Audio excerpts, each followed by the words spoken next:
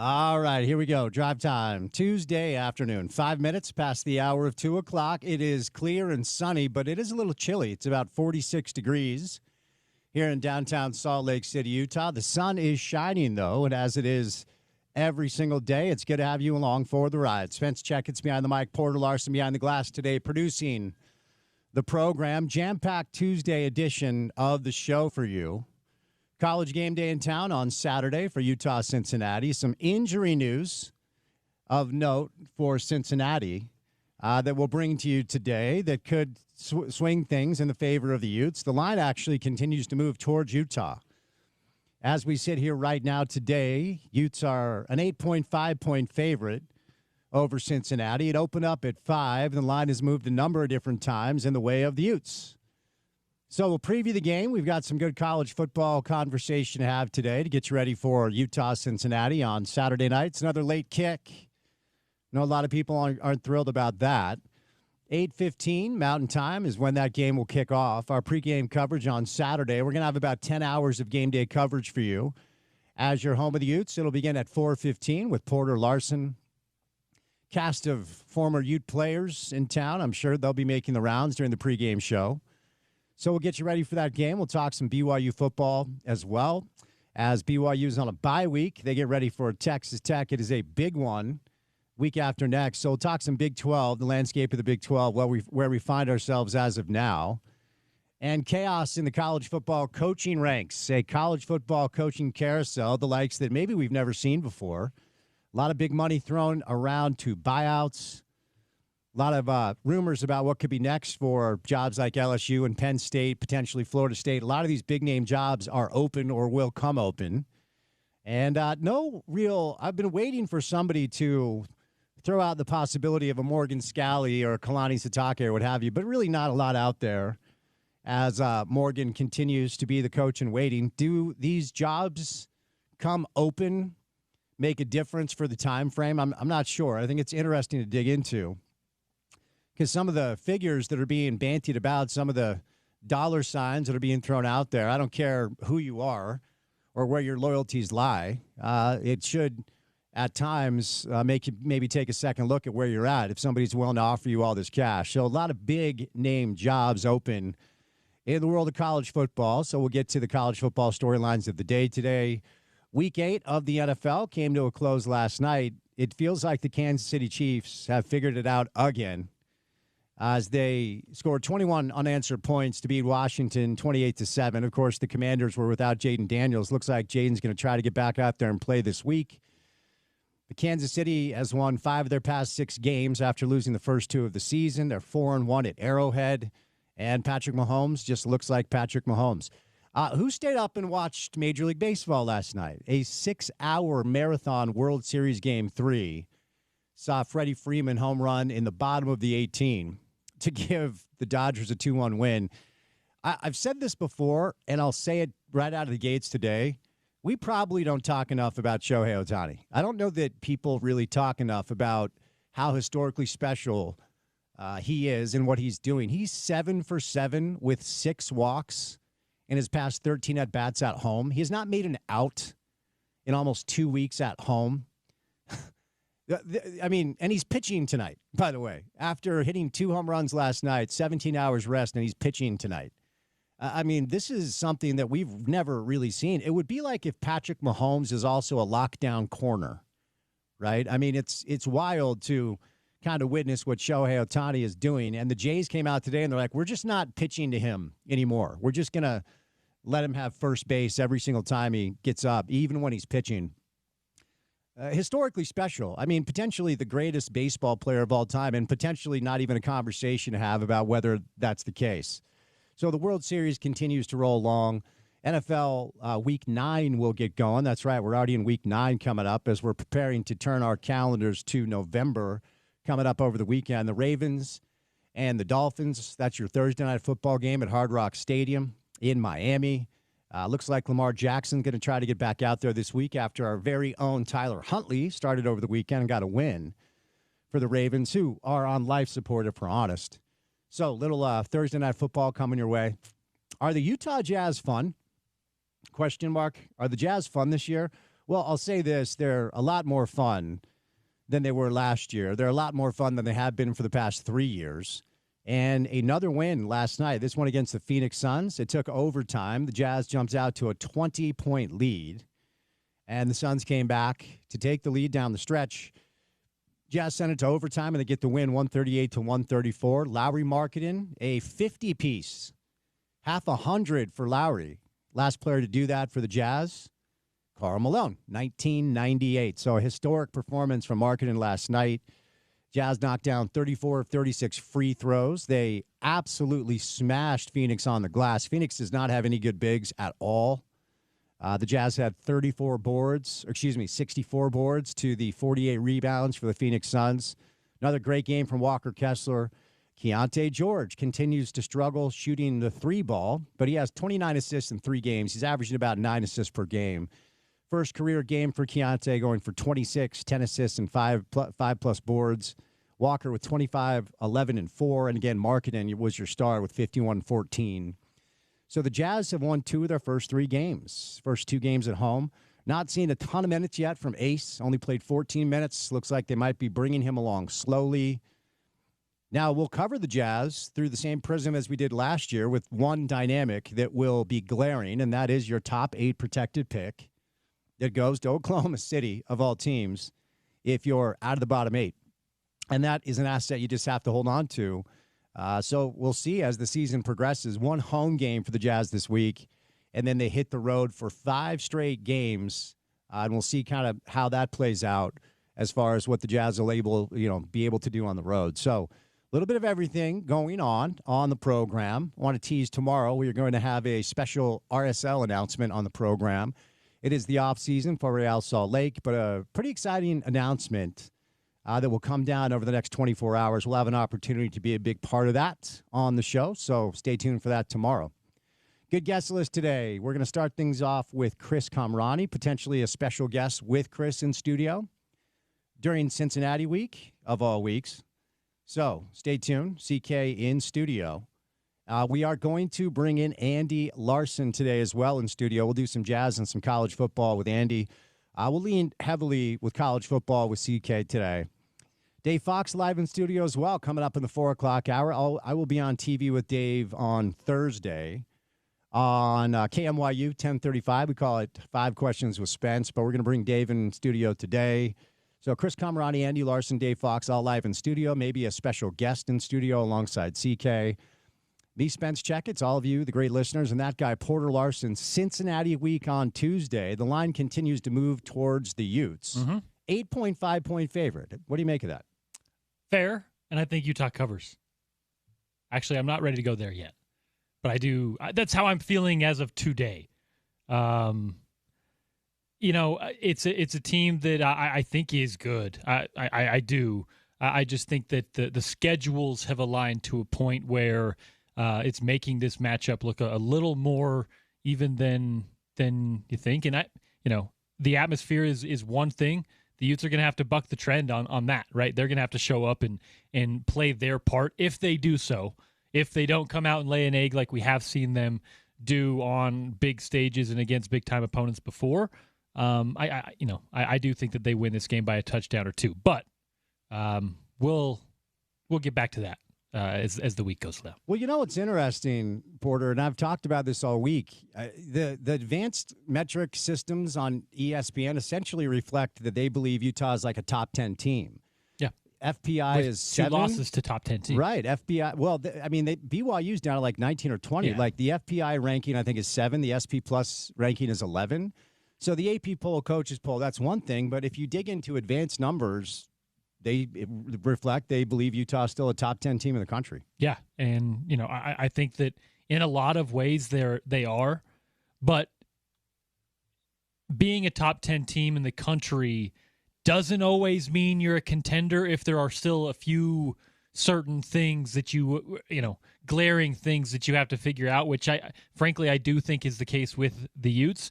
And that's only more true because of the quarterback, I guess, uncertainty once again here in 2025, although it does seem like Utah has at least a better plan Bs and Cs than they did last year. 18 innings, though. Can I tell you something? There was a time during that game last night that I thought of, this feels like a game that I'm going to fall asleep during and wake up at 3 a.m. and miss the end of, right?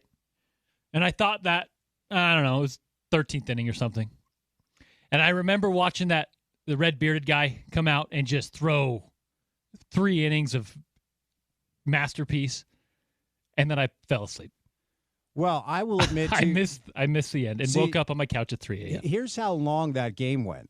I fell asleep in the 12th and woke up to watch the ending. I saw Freddie Freeman's home run live. But you missed the part that I'm talking about. Yes, I missed like 4 innings because I fell asleep. I was trying so hard. You missed a whole big game, dude. I was trying so hard to stay awake, and so I missed like innings 13 through 16 and then woke up and watched the final couple of innings.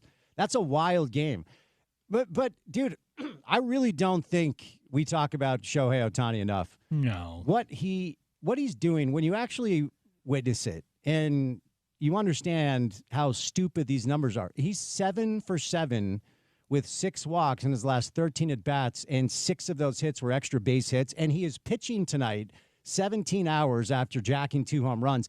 The Blue Jays came out today. They're like, we're done pitching in this dude. We can't do it. If baseball in 2025 were what baseball was in 1925, or I don't know, hell, even like sometime in the 90s, baseball in the 50s, if baseball today were seen as that, Shohei would be like the most famous person on the planet. Yeah. By a margin. Yeah. Some other variables in there. But, he's phenomenal, remarkable, and very fun to watch, and excited to see him pitch tonight. It really would be if, like, Mahomes was a lockdown corner, right? If Patrick Mahomes was dicing Washington on offense, then just went in on defense and locked down like Terry McLaurin as a cornerback. And not just locking you down, like punching the ball out and taking it back, right? He's not just hitting home runs. He hit one out of the park the other night, not out of the entire stadium. Everyone was just like, what?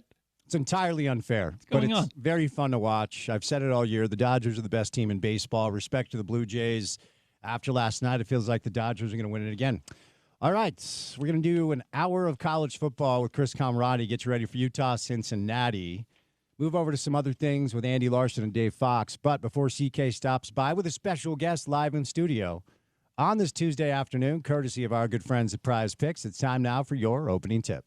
Welcome to The Drive with Spence Checketts on Utah's #1 sports talk. Now into the studios of ESPN 700 to set the scene for the show. The opening tip of The Drive is brought to you by Prize Picks. Use the code ESPN700 and run your game with Prize Picks. You guys already know that Prize Picks is the best way to win cash on football, whether it's the Broncos, whether it's the Niners or the Raiders, whatever your favorite team is. But basketball is here now, too.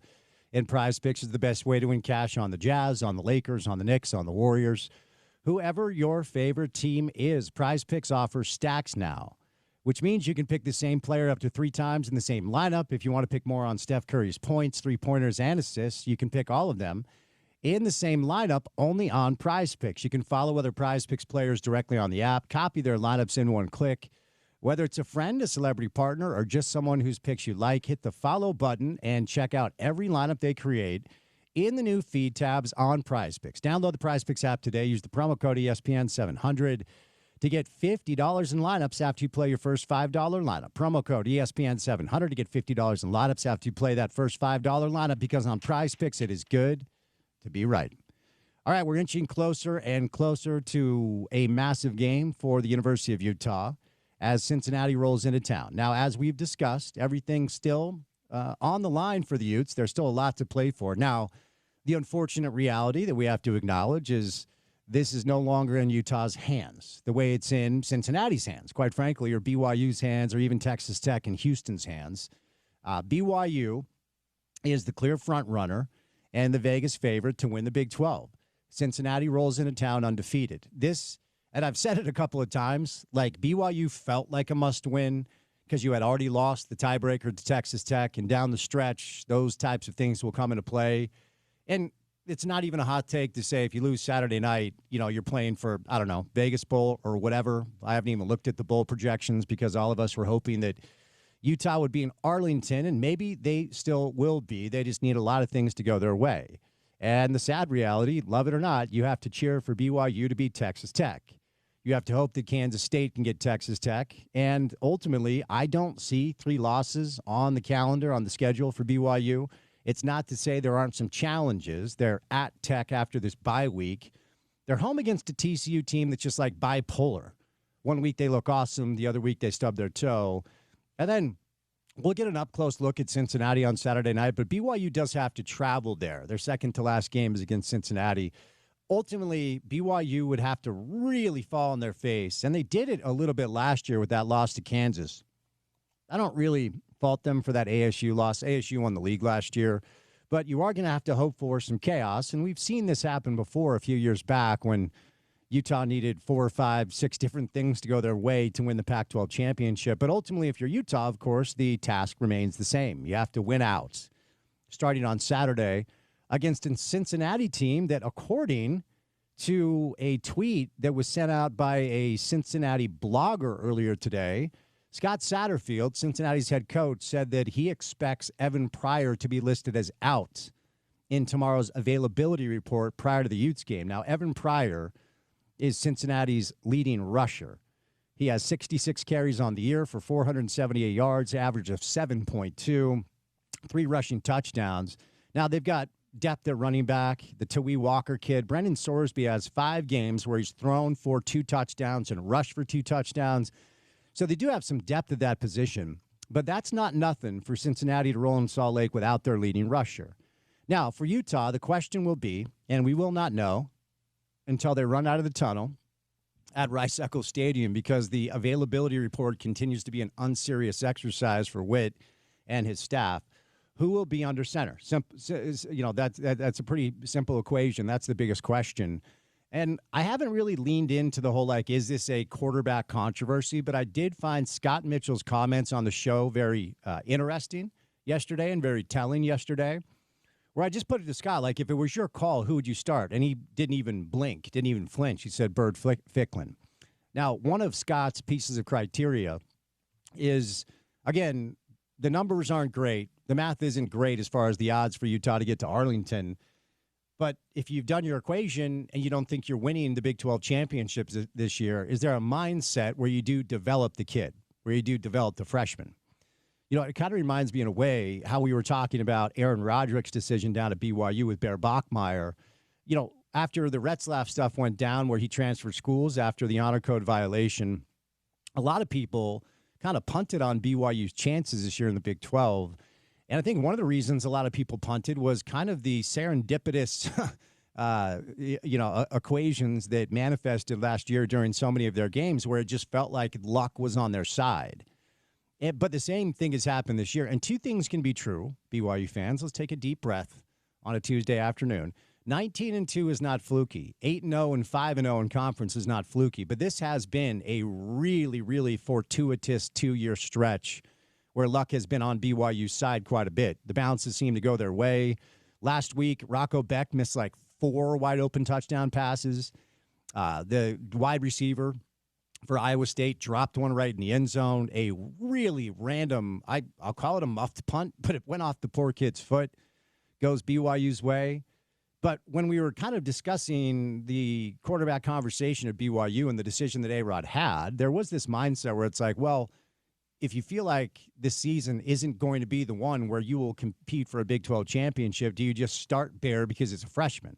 Now, what's manifested down there is that whether Bear is a freshman or a super senior, he was the right guy to start, right? Because he's been dynamic. And this is what you want to see from your young quarterback. He's improved week over week over week.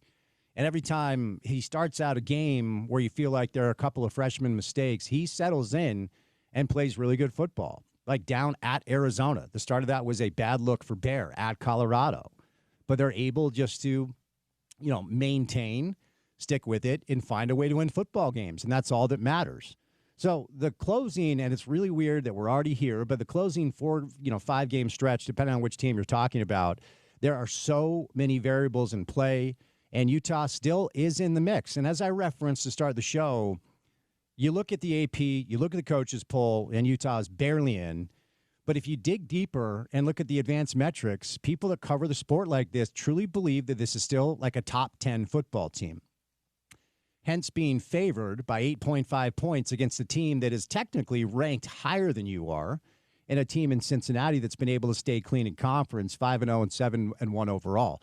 Houston's a sneaky team.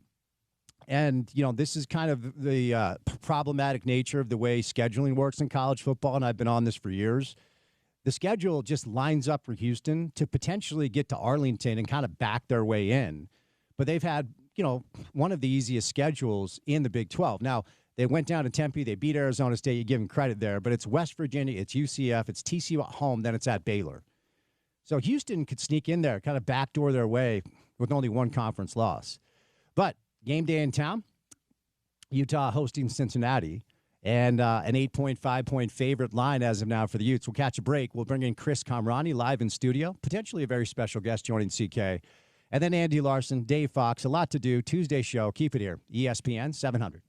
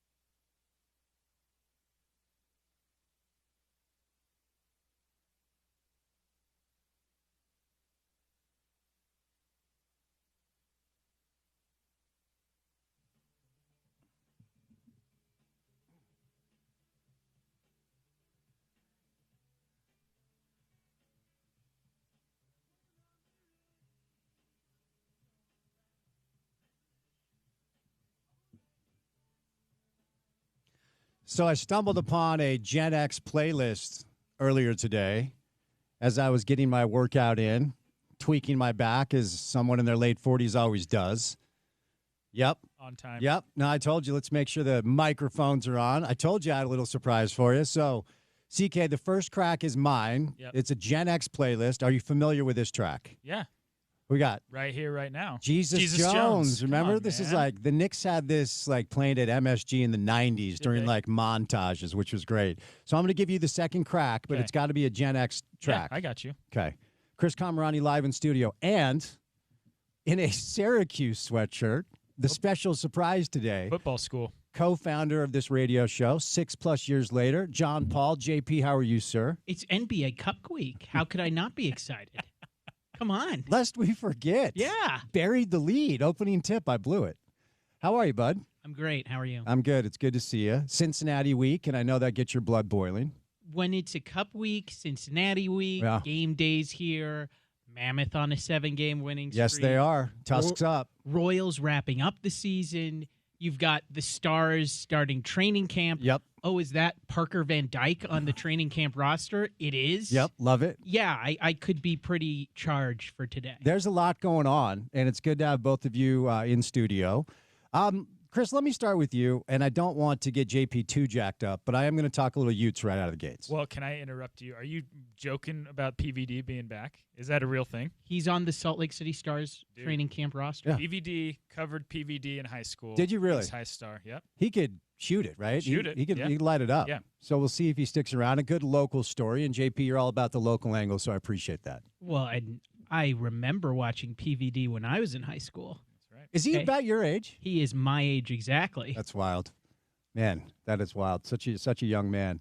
And we'll get to some jazz. The Jazz might be fun. They're more fun than they've been in the past 3 years, so we'll do that in a little bit. So, look, when you look at, like, S&P Plus and Football Power Index on ESPN, they still think Utah's like a top 10 team. SP Plus has them at 7, and the Football Power Index has them at 11. They're an 8.5-point favorite, even though Cincinnati is ranked higher. Are you buying that? That they're still potentially close to a top 10 team, even though they have 2 losses? No, not even close. Utah's played really well against bad teams, and they haven't played well against good teams. But when you look really good, as Utah has against bad teams, that might inflate the theory of how you might be viewed as a whole in the national scheme. And we've talked about this, how in the past people really rely on, same old Utah team, Morgan Scalley, Kyle Whittingham defense, they're going to run the ball. And granted, they are that team, but when they play good teams, they haven't been that team. Mm-hmm. So I did not overreact to the Bird Ficklin game the way so many fans did.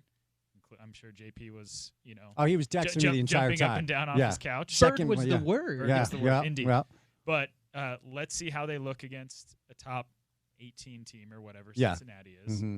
and we'll see how the chips fall. Yeah. But do I think Utah's a top 10 caliber team? No, I don't. JP, do we have a quarterback controversy in Salt Lake? Put a bird on it. Oh, dear. That's all you need to do in these situations. No, you don't have a quarterback controversy. We don't? No, I don't think so. See, I thought you would be the hot take guy today to say that we did. No, I'm about nuance. Okay. I know you don't know anything about being measured, Mhm. thinking out things, Mhm. having a show plan. I've got the show plan. That is all I think about. Mm-hmm. Okay. All right. Well, it continues to be pretty puzzling because, I mean, I Do say. you lean into the analytics like Kyle Whittingham does? Well, I say. Because those things, I'm always a little skeptical of. You know that I say this all the time. The nice thing about sports is that we have a scoreboard. Mhm. And it's undeniable that in the 2 stiffest challenges they've had, they've come up short. I have to imagine, the S&P Plus, the Bill Conley stuff, it does weigh into what he calls lucky wins, right? And, good teams make their own luck, certainly.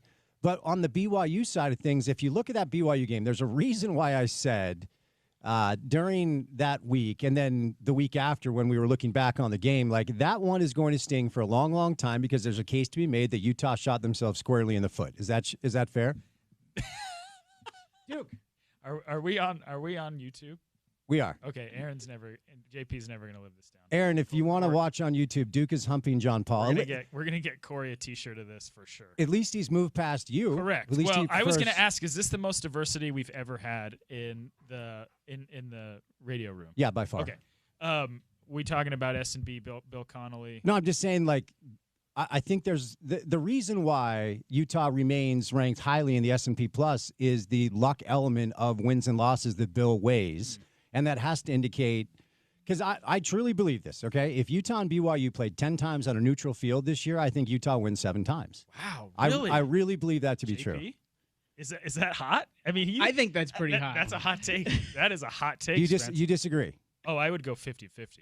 5 and 5. I'd say 5 and 5, and I would probably even be more 55-45 BYU. So like 6-4 BYU, something like that. Yeah. Well, I mean, you referenced the analytics, the fourth down calls. You leave points on the board. Sure. You muff a punt, penalties, turnovers.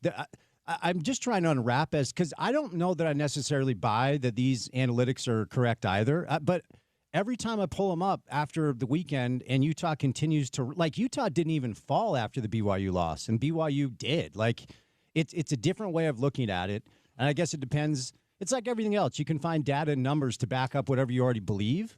But for whatever reason, these advanced metrics still believe Utah's a top 10 team. I might be a sports boomer, but these types of deep analytics, and I'm not knocking them because I know that they tell a story that more often than not, turn out to be, accurate and close. I can't wrap my head around it, man. It's like AI. It's like Chat GPT to me. It's like, isn't Chat GPT just like Google? Like, what are we doing here? I'm not. It seems like It's a summary. It's a summary. Is that all it is? An AI summary of the results. Yes. So, as our resident, are you technically? No, you're Gen Z, or are you a millennial? I think I'm a millennial. Okay, he's right on the border. Have you leaned into? Are you using Chat GPT quite a bit? Yeah, if you listen to the pod, it's completely Chat GPT. It's That's not all it even is? me. That's all it is, huh? No, of course not. I think people have a purpose to society, and we have to find a way to adapt, but I'm not leaning into it like some people are. It kind of scares me, I'm not going to lie. Well, yes, it's my fault for derailing us. What I will say is that if you are going to look into these types of analytics, the types of wins that Utah has had so far have been dominant. UCLA, Cal Poly, I think, was the second one. The West Virginia game, Colorado, ASU, like these ASU are without Sam Leavitt. Exactly. Yeah. So these naturally, whether the lucky wins monikers played into it or not, you're going to have an inflated sense of what this team can be. What this team needs to be is it needs to be a team that can throw the ball to beat good teams, and so far they haven't been able to do that. We don't have a quarterback controversy, but for them to beat Cincinnati, even, I guess, Cincinnati's best running back is out. Evan Pryor, yeah. They're going to have to be able to throw the ball, whether that's Devin Dampier or JP's Guy Bird. And they haven't shown that they can do that. John Paul, you were here for a while covering Utah.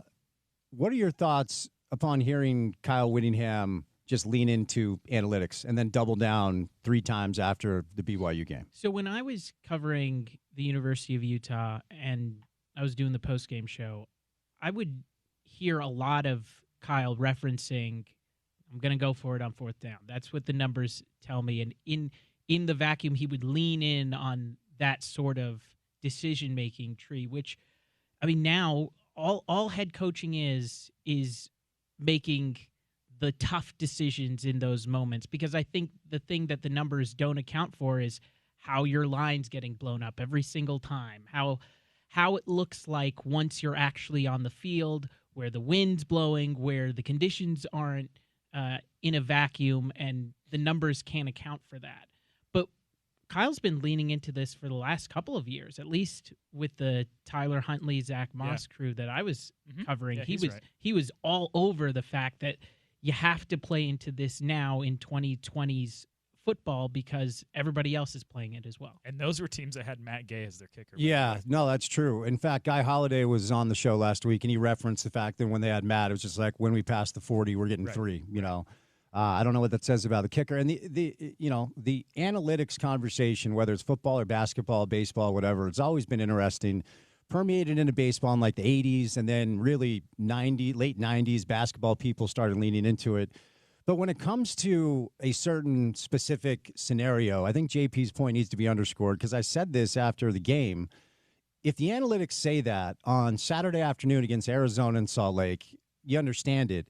But I just think it holds a different meaning if it's Saturday night in Provo against BYU, when, to John Paul's point, like, your O-line wasn't dominating BYU's defensive front the way that it had lesser defensive fronts. I think in that scenario, your 30 years of experience as a head coach have to override a little bit simply what the numbers say. And I think it was the 4th and 7 call where the percentages were like 43 to 42 or something. Like it was barely on the side of going for it. And I believe if you get 3 there, you tie the game, and instead you don't. That was the one in the third quarter. Yeah, and then they go down and score. So I don't know. I felt surprised to hear Coach Witt after the game just reference analytics and then double down both on Monday media availability and then the coach's show the next week. I'm with JP. I'm not surprised. I mean, I think you get to the point where you are based on your internal belief, and your internal belief leads the folks on the outside, the external folks, to believe in you, because Kyle's been doing this for 21 years for a reason. And as we said last week on the show, if you get 2 out of those 3 and go on to score, you look like a genius. Even if you maybe get 1 out of 3 and you go on to score a touchdown, you look like a genius. Yeah. But, I mean, we're not taking into account the first one was the jet sweep to Daniel Bray, where he had the angle on the linebacker and tried to go outside. Instead of cutting it back, he would have got it. Yeah. And that was the only play that was really working all night. The second one, I think, was the one that was most damning for me. I think it was like 4th and 3, I think, yeah. And you were really close to field goal range. And at that point, you're still in the first half. Offense was struggling. Get points on the board. Points are at a premium in football, as you guys know. But it's cool. We're still really relitigating the BYU game. Well, I mean, the point of the conversation was whether or not that is a lucky loss as to why Conley still ranks Utah like 7 spots ahead of BYU. Yeah. Because like I said, I don't know enough about that formula to be like, yes, that's spot on. But every week I'm checking it, and he loves Utah continuously, just even when they lose. It's like he doesn't lose. Does it make me a boomer, JP, that I'm an AP top 25 guy? I think it does. Okay. I think I'm those old guys in Moneyball that are at the scouts at the table with Billy when they're just with the dip in. Yeah, with the dip in, and they're just like, what if a guy's struggling at the plate? What does that mean? He has an ugly girlfriend. Like, I'm just going off of like what I've seen. Well, you know what I mean? Yeah. And I'm not saying like the analytics are wrong, because they're for people that are far smarter than me and are able to break down the game right in their own kind of mindset. But for me, I'm going with my gut and what I see. And there's nothing wrong with that. And that's why I fully admit the analytical conversation has always been interesting to me. I can remember when I was doing the show with Monson, he didn't want to hear it. He's like, I've been watching football for 30 years. I don't give a rip what these numbers say. And I don't bring a lot of quantifiable numbers on the radio because I think analytics on air is boring. I think it's a boring thing that people don't want to hear about. Analytics, combination, numbers, old school eye test. What does the JP take? On what Witt did against No. BYU? Like just generally speaking. Just general. I mean, Syracuse guy. Yeah, you have to use them, but it doesn't have to override what you see. You also have to watch the games. It can't be just a singular, I'm looking at spreadsheets and making decisions. Right. It's a combination of everything where you have to go out there, watch exactly what you see, and see if the numbers support what you're watching. There was also a time that you guys can remember that fans used to be up in arms when coaches wouldn't go for it on 4th down. You know what I mean? Yeah. So naturally, like everything in life, there's going to be a correction or overcorrection. I don't have a problem with it. More often than not, the better team's going to win these games. Yeah, and I think fans still want you to go for 4th down because they want touchdowns. Field goals are boring, but field goals are also important. Unless you have an elite kicker where you know it's kind of automatic. Yeah, but even still. Yeah, and I guess as the story goes, there was a attempted kick during a timeout that the kid just shanked like super wide right, and that you just led Witt to essentially, going with the analytics to not let him kick it. So we'll see. Rivalry game memories, John Paul, BYU Utah. Since I haven't had you in since the game, I want to know your best rivalry game memory. I'm glad. I'm glad that we're relitigating this game. I know you are. Still living in the moment of that game because one of the best is Max Hall hates Mhm. Utah. That's a good one. I remember being in high school, being around BYU high school fans, and they were all in on Max Hall after that. Yeah. And then the opposite was the fact for the Utah people. They hated Max Hall because he said that. Mhm. He poured gasoline on the entire rivalry at a point where BYU was having so much success with the Harleen pass a couple years before. Like Magic happens. magic happens with Austin Collie. Mhm. It reached a fever pitch when Max Hall decided to say that in that post game, and it comes into rivalry lore. I asked Chris this last week, and since I didn't have you in last week, I'll ask you this. It feels like Kalani has elevated this program to the point where they're not just beating Utah head to head, they're just a little bit cooler, right? Like the program overall seems to have kind of shifted from the Bronco Kyle stuff to this Kalani stuff, where everybody seems to really embrace the Kalani approach. Chris wrote a piece for The Athletic that was very popular in my household back east. It seems like this Kalani approach has kind of shifted the way people view BYU, not just locally, but nationally. Does it feel like that to you? I think whatever BYU athletics is doing now has made it cool, because you look at the basketball programs and they've gotten significantly cooler over the last couple of years. Mm-hmm. Why is AJ DeBonta there? That's why it's starting to get cooler. Mm-hmm. The athletics are starting to get better. They're winning games. That's the ultimate thing. And by proxy, it is cooler. They're the only school in America with a top 10 football team and a top 10 basketball team. Wow. So, that's never happened at BYU. It's happened for the U, and it's happened for other schools, but that's never happened for BYU. Brian Santiago just inherited like this gold from Tom Homo. But you got to keep Kalani happy. You got to keep Kalani happy. And let me ask you this. LSU, Penn State, potentially Florida State, there are 3 or 4 massive jobs open right now, and potentially 2 or 3 massive jobs opening. If you're Morgan, at what point are you like, dude, let's move along here? Well, he has no head coaching experience, so I don't know like what type of job he would want out there that's going to be better than the one he's going to get eventually here. Do you think that his phone is ringing with any of these? No. You don't? No. Because really, like, college football is pretty geographical. Yeah. Like, I think one of the many reasons Brian Kelly didn't work out at LSU was because he was a Northerner. He was a Boston guy. He's also kind of an ass. He's a Boston guy. So, like Noah Khan, he's mean because he grew up in New England. there's Noah Khan reference. Yeah. I think you would be hard pressed to get somebody in Gainesville or Baton Rouge to get stoked on the idea of Kalani Sitake, because one, they might not even know who he is. Like you're talking about trying to put a round peg in a square hole. Like it just means more. They exist in that ecosystem, and I think if you're going to go the route that you're talking about, if we're talking about LSU and Florida specifically, 2 powerhouses that are desperate, that can't afford to mess up another hire. Mm-hmm. Not saying Kalani wouldn't fit, but I mean, there's a reason why regionally, when Washington or Oregon opened up or UCLA opened up, there's a reason why folks, industry sources, float geographical names as opposed to saying, is Kalani Sitake going to be in the mix for LSU? Mm-hmm. He's not, because they're going to look locally. John Summerall at Tulane, Louisiana guy. Lane Kiffin will have his pick of the litter. Sounds like it, yeah. Clark Lee at Vanderbilt. They're going to go with what they know. So maybe like a UCLA opportunity. Well, why would Kalani leave BYU for UCLA? Well, I mean, like, I would, but that's you me. would. What? Empty stadium, no Empty atmosphere, no You're booster 30 presence. miles from the campus. Yeah, would rather live in Southern California. Okay. That's quality of life for me. That's me. I mean, yeah, sure. But I'm not Kalani. No, you're not. And I don't know that Kalani wants to leave BYU. You said they have to keep him happy. Yeah. I feel like they've done what they've needed to keep him happy. He doesn't feel like, he's the type of guy that would go look for another opportunity. It feels like the perfect fit down there for him. I think, and this is just my opinion, I think it would take one of the big behemoths on the West Coast to even make him potentially think about it. And UCLA is not that. Not even close to it. JP? Not even close. Should they be, though? They're the second sport at their school.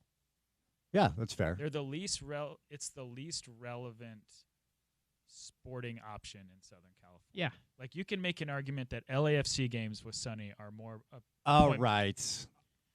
Mexican national team games in the Rose Bowl. More fans at the stadium. I'm just saying. I just feel like all the Southern California schools should always be awesome at everything. I've just always felt that way. I mean, could be wrong. UCLA's never been good at football, though. That's the problem.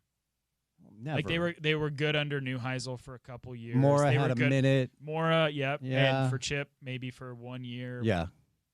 Not consistently. Not consistently. No. Yeah. And like JP said, you're playing in an empty shell of a historic stadium. What's the point? Trevor Riley launched an interesting theory last week where he... No kidding. Right? You know, the weird thing is, for all of Trevor's, out-of-the-box zaniness, oftentimes he has some very smart ideas. Mm-hmm. Who was it? It was Lombardi that went to Saudi Arabia to try to fundraise after Trevor did it a couple of years ago. You wrote a story about it. Correct. Yeah. So his whole thing was like he would love to see Witt take one of these big jobs and then, just let Morgan take over, go take a big job, and then come back and smash Utah's head in. No. You don't think Kyle would ever do that? Like, if we're talking about UCLA, that might be the hardest big job on the West Coast. So maybe not UCLA. Or like UCLA and Stanford. Like, UCLA is, to me, a harder job than Stanford. How real was the Tennessee thing back in, 2014? I don't know. I mean, I would imagine that, revisionist history might say that it got close, but that was when Tennessee was down. Tennessee wasn't good for a long time. Yeah. You don't think there's any – it didn't jive with – He's going to be 66. Well, it didn't jive with me because I don't think Kyle would ever take another job. No, I don't – he is if we're talking about the Mount Rushmore, first families. One of my favorite phrases. Mount Rushmore. JP loves the Mount Rushmore. Right? That used to drive our show every afternoon. If we're choosing a University of Utah Mount Rushmore, is it Kyle or Majerus? Oh, it's Kyle. I think it's Kyle. Well, who are the other three? Well, there's got to be four, right? Well, it's got to be Lavelle. Oh, we're talking about state of Utah. Yes. Okay. Yes. Yeah. And then Jerry, and then Javier. The maestro has to be the fourth. We need some diversity on the hill. Steve Starks, Jason Christ live in studio tomorrow. Are you for real? Yeah, stay tuned for that. Woo. That's a tease. I do want to tell you about Advanced Window Products. John Paul, CK, live in studio. We'll switch gears coming up. Are the Jazz fun again? They're fun so far. Advanced Window Products, you can get $2,500 off when you buy 10 windows or more. It's a local Salt Lake company operated by Nate Orchard, the mayor of Sac Lake City. So here's the great thing about this offer. If you don't need new windows now, but you anticipate needing new windows in like a month, if you get on the schedule, you lock in the savings. $2,500 off when you buy 10 windows or more. Give them a call at 801-850-9100. That's 801-850-9100. 801-850-9100 or visit advancedwindows.com. More with John Paul and CK coming up on ESPN 700.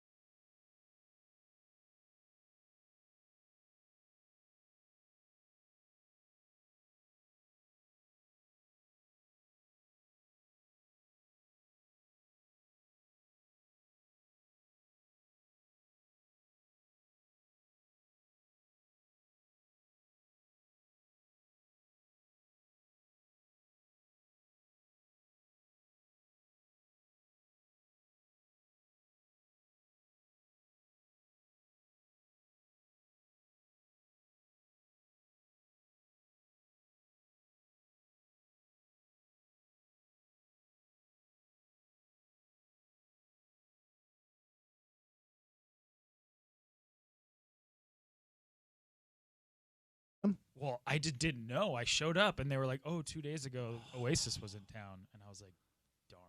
Oasis had a minute, man. They had I a think minute. they'd be fun. I think they'd be fun in concert. Yeah, no, I saw them in a long, long time ago. But like coming back now, where the brothers didn't kill each other because they hate each other for a long time. They were on Celebrity Deathmatch like every week back in the day. Celebrity Deathmatch, what a pull! Gen X music today only. Stumbled upon a playlist. JP Chunga, Chris Camerani live in studio, having a good time on a Tuesday.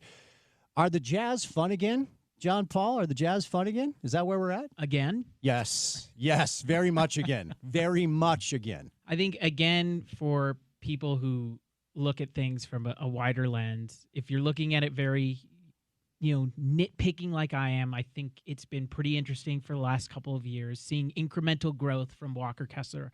But absolutely, when it comes to having star power with Lowry, having him going for 50 points on a night, something that he didn't do last year, hasn't done since at least his scoring high since 2023.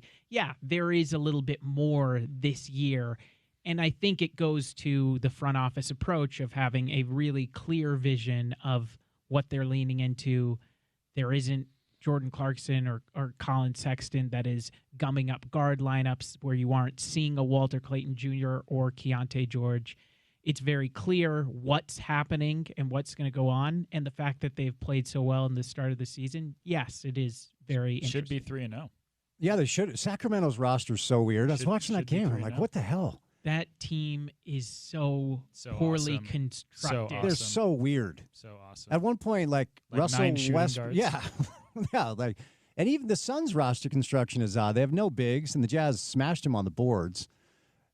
Look, the problem continues to be this first-round pick they have, this top 8 protected pick they have that goes to OKC. And I kept hearing, I think it was Lowe, who was like, even if they played their best players all 82 games, they're not good enough to win more than 20. And I just disagree with that. I disagree with that. Like, I think there's enough talent on this roster to be very average. And it can be an FAFO scenario. Yes, I completely, I don't think they fully give enough credit for, and look, they sat Lowry intentionally last year. The NBA fined them $100,000. But we're being reminded how good he is. Like, he's awesome. Walker's really good. We'll see about Keontae. He's been good for the first 3 games. I really like this Walter Clayton Jr. kid. But if we operate off the premise that Austin Ainge, in response to Sean's question, said we're not going to sit players in the name of losing this year, if Will Hardy, who's a brilliant, brilliant head coach, if he decided to go all in and go front-facing and play his best players all year, they could win 35, 40 games. Say 40. Yeah, and then suddenly they lose that pick to OKC. I know. In a stacked draft. That's the issue. You know, this is my biggest contention with the NBA. The validation of losing really bugs the you-know-what out of me. Yeah. And the picks culture plays a huge role in it. It does. I feel like if that wasn't part of the equation, you could feasibly be like, okay, let's go for the play-in. Let's see.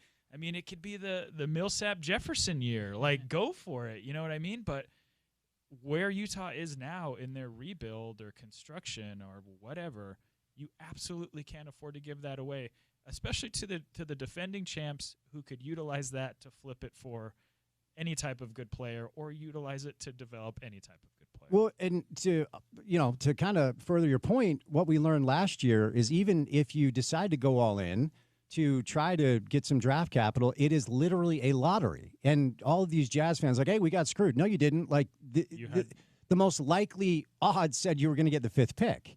So even if they went all in, it doesn't guarantee anything. But JP, I don't think they can give up that asset. I just don't. I think it's risky. It's a very valuable asset, and you see how OKC has used assets of the past. Yeah. Like a two-way guy, A.J. Mitchell, is now a big part of their rotation right now. Yeah. Just in proof of how, I mean, the way that I phrase them on the podcast, Utah Jazz Podcast Network, Roundball Roundup. Indeed. I call them the new Spurs because any move that they do, you're like, yeah, that's going to work out. Benefit of the doubt, yeah. They're going to figure it out on that pick because they've scouted better. They've gotten to a point where every young piece basically has grown up and become a major contributor. And yeah, it's a valuable piece of what the Jazz need to rebuild, because internal development is the way that this is going to go. It's not like free agency is popping off this year. I know there were reports heading into the offseason. This is going to be the craziest offseason. Think about all the things that are moving. John Collins went to the Clippers and Norman Powell went to Miami. Is that moving the needle here? Durant went to Houston, but he's like 50. But we also knew that. Right. We also knew Kevin Durant was moving. He wanted to get out of Phoenix. And you see exactly why he wanted to get out of Phoenix last night. Yeah. Because it's a poorly constructed roster. Is OKC, and I'm going to do the sports radio thing where I compare sports, is OKC's setup like as close as you're going to get to the professional soccer model, where you are harvesting young talent at the lower levels, preparing them to play the exact style of play, plug-and-play type, whereas like I feel like even in the old D League, it wasn't utilized the way it's being utilized now. Mark Daigneault is a former G League coach. Like they've done the Pep Guardiola Barcelona model. That's exactly what they're trying to do. That's what I'm talking about. Because the other thing that they realize is that OKC isn't necessarily valuable real estate. Mm-hmm. So they have to bank on, we've got these picks. How do we make sure we're taking big enough swings so that in 3 years, this player is going to be a big-time elite player that can take us over the hump? Chet Holmgren, Jalen Williams, Shai Gilgeous-Alexander was a trade. But when you make those moves, you have to keep in mind how realistic it is knowing you're in OKC, knowing that you're going against the Lakers, the Heat, the Knicks in a CBA that is paramount to parity. It incentivizes breaking up things. Mm-hmm. So you have to be smarter, and this is the way that they've done it, through scouting and developing their own talent. Yeah, and it should give Jazz fans hope, because that's the type of model in a market like that the Jazz can follow. Now, the problem is, and the one name JP mentioned has to be underscored, like we can talk about Wiggins and Caruso and Wallace and Dort and even Jalen all we want. It doesn't go without Shai, right? It just doesn't. I mean, or Chet. Well, I mean, Chet's really good. I'm not saying he's not, but Shai's the MVP, right? Right, for so, sure. like, that is the piece you have to find. And I think if you're a Jazz fan, you have to hope it's Ace. Because, as I just underscored, Lowry is awesome. And when they sat him out last year, I think people forgot, like, no, this dude is a legitimate all-star in the Western Conference, where the Western Conference is stacked with talent. But tell me like, Ace hasn't played a ton of minutes so far. I guess he was sick prior to the opening night. He had the flu or whatever.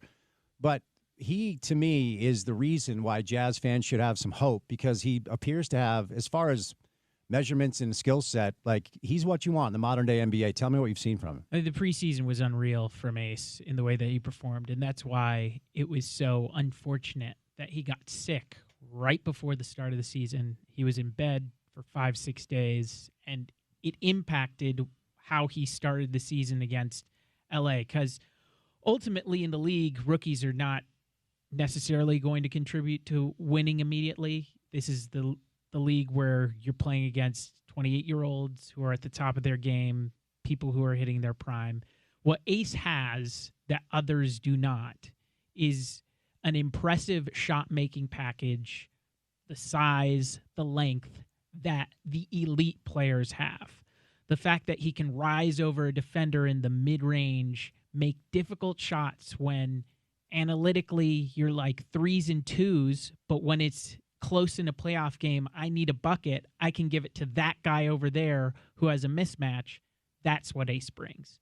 And the combination of footwork and that he has it right now at 19 years old, that's what you're forecasting, that he could be a pretty big player and could potentially be somebody that could be the face of a franchise. Yeah, they're fun. It's been fun to kind of watch this thing come together to a point where you can actually see a direction that I just haven't seen over the past couple of years.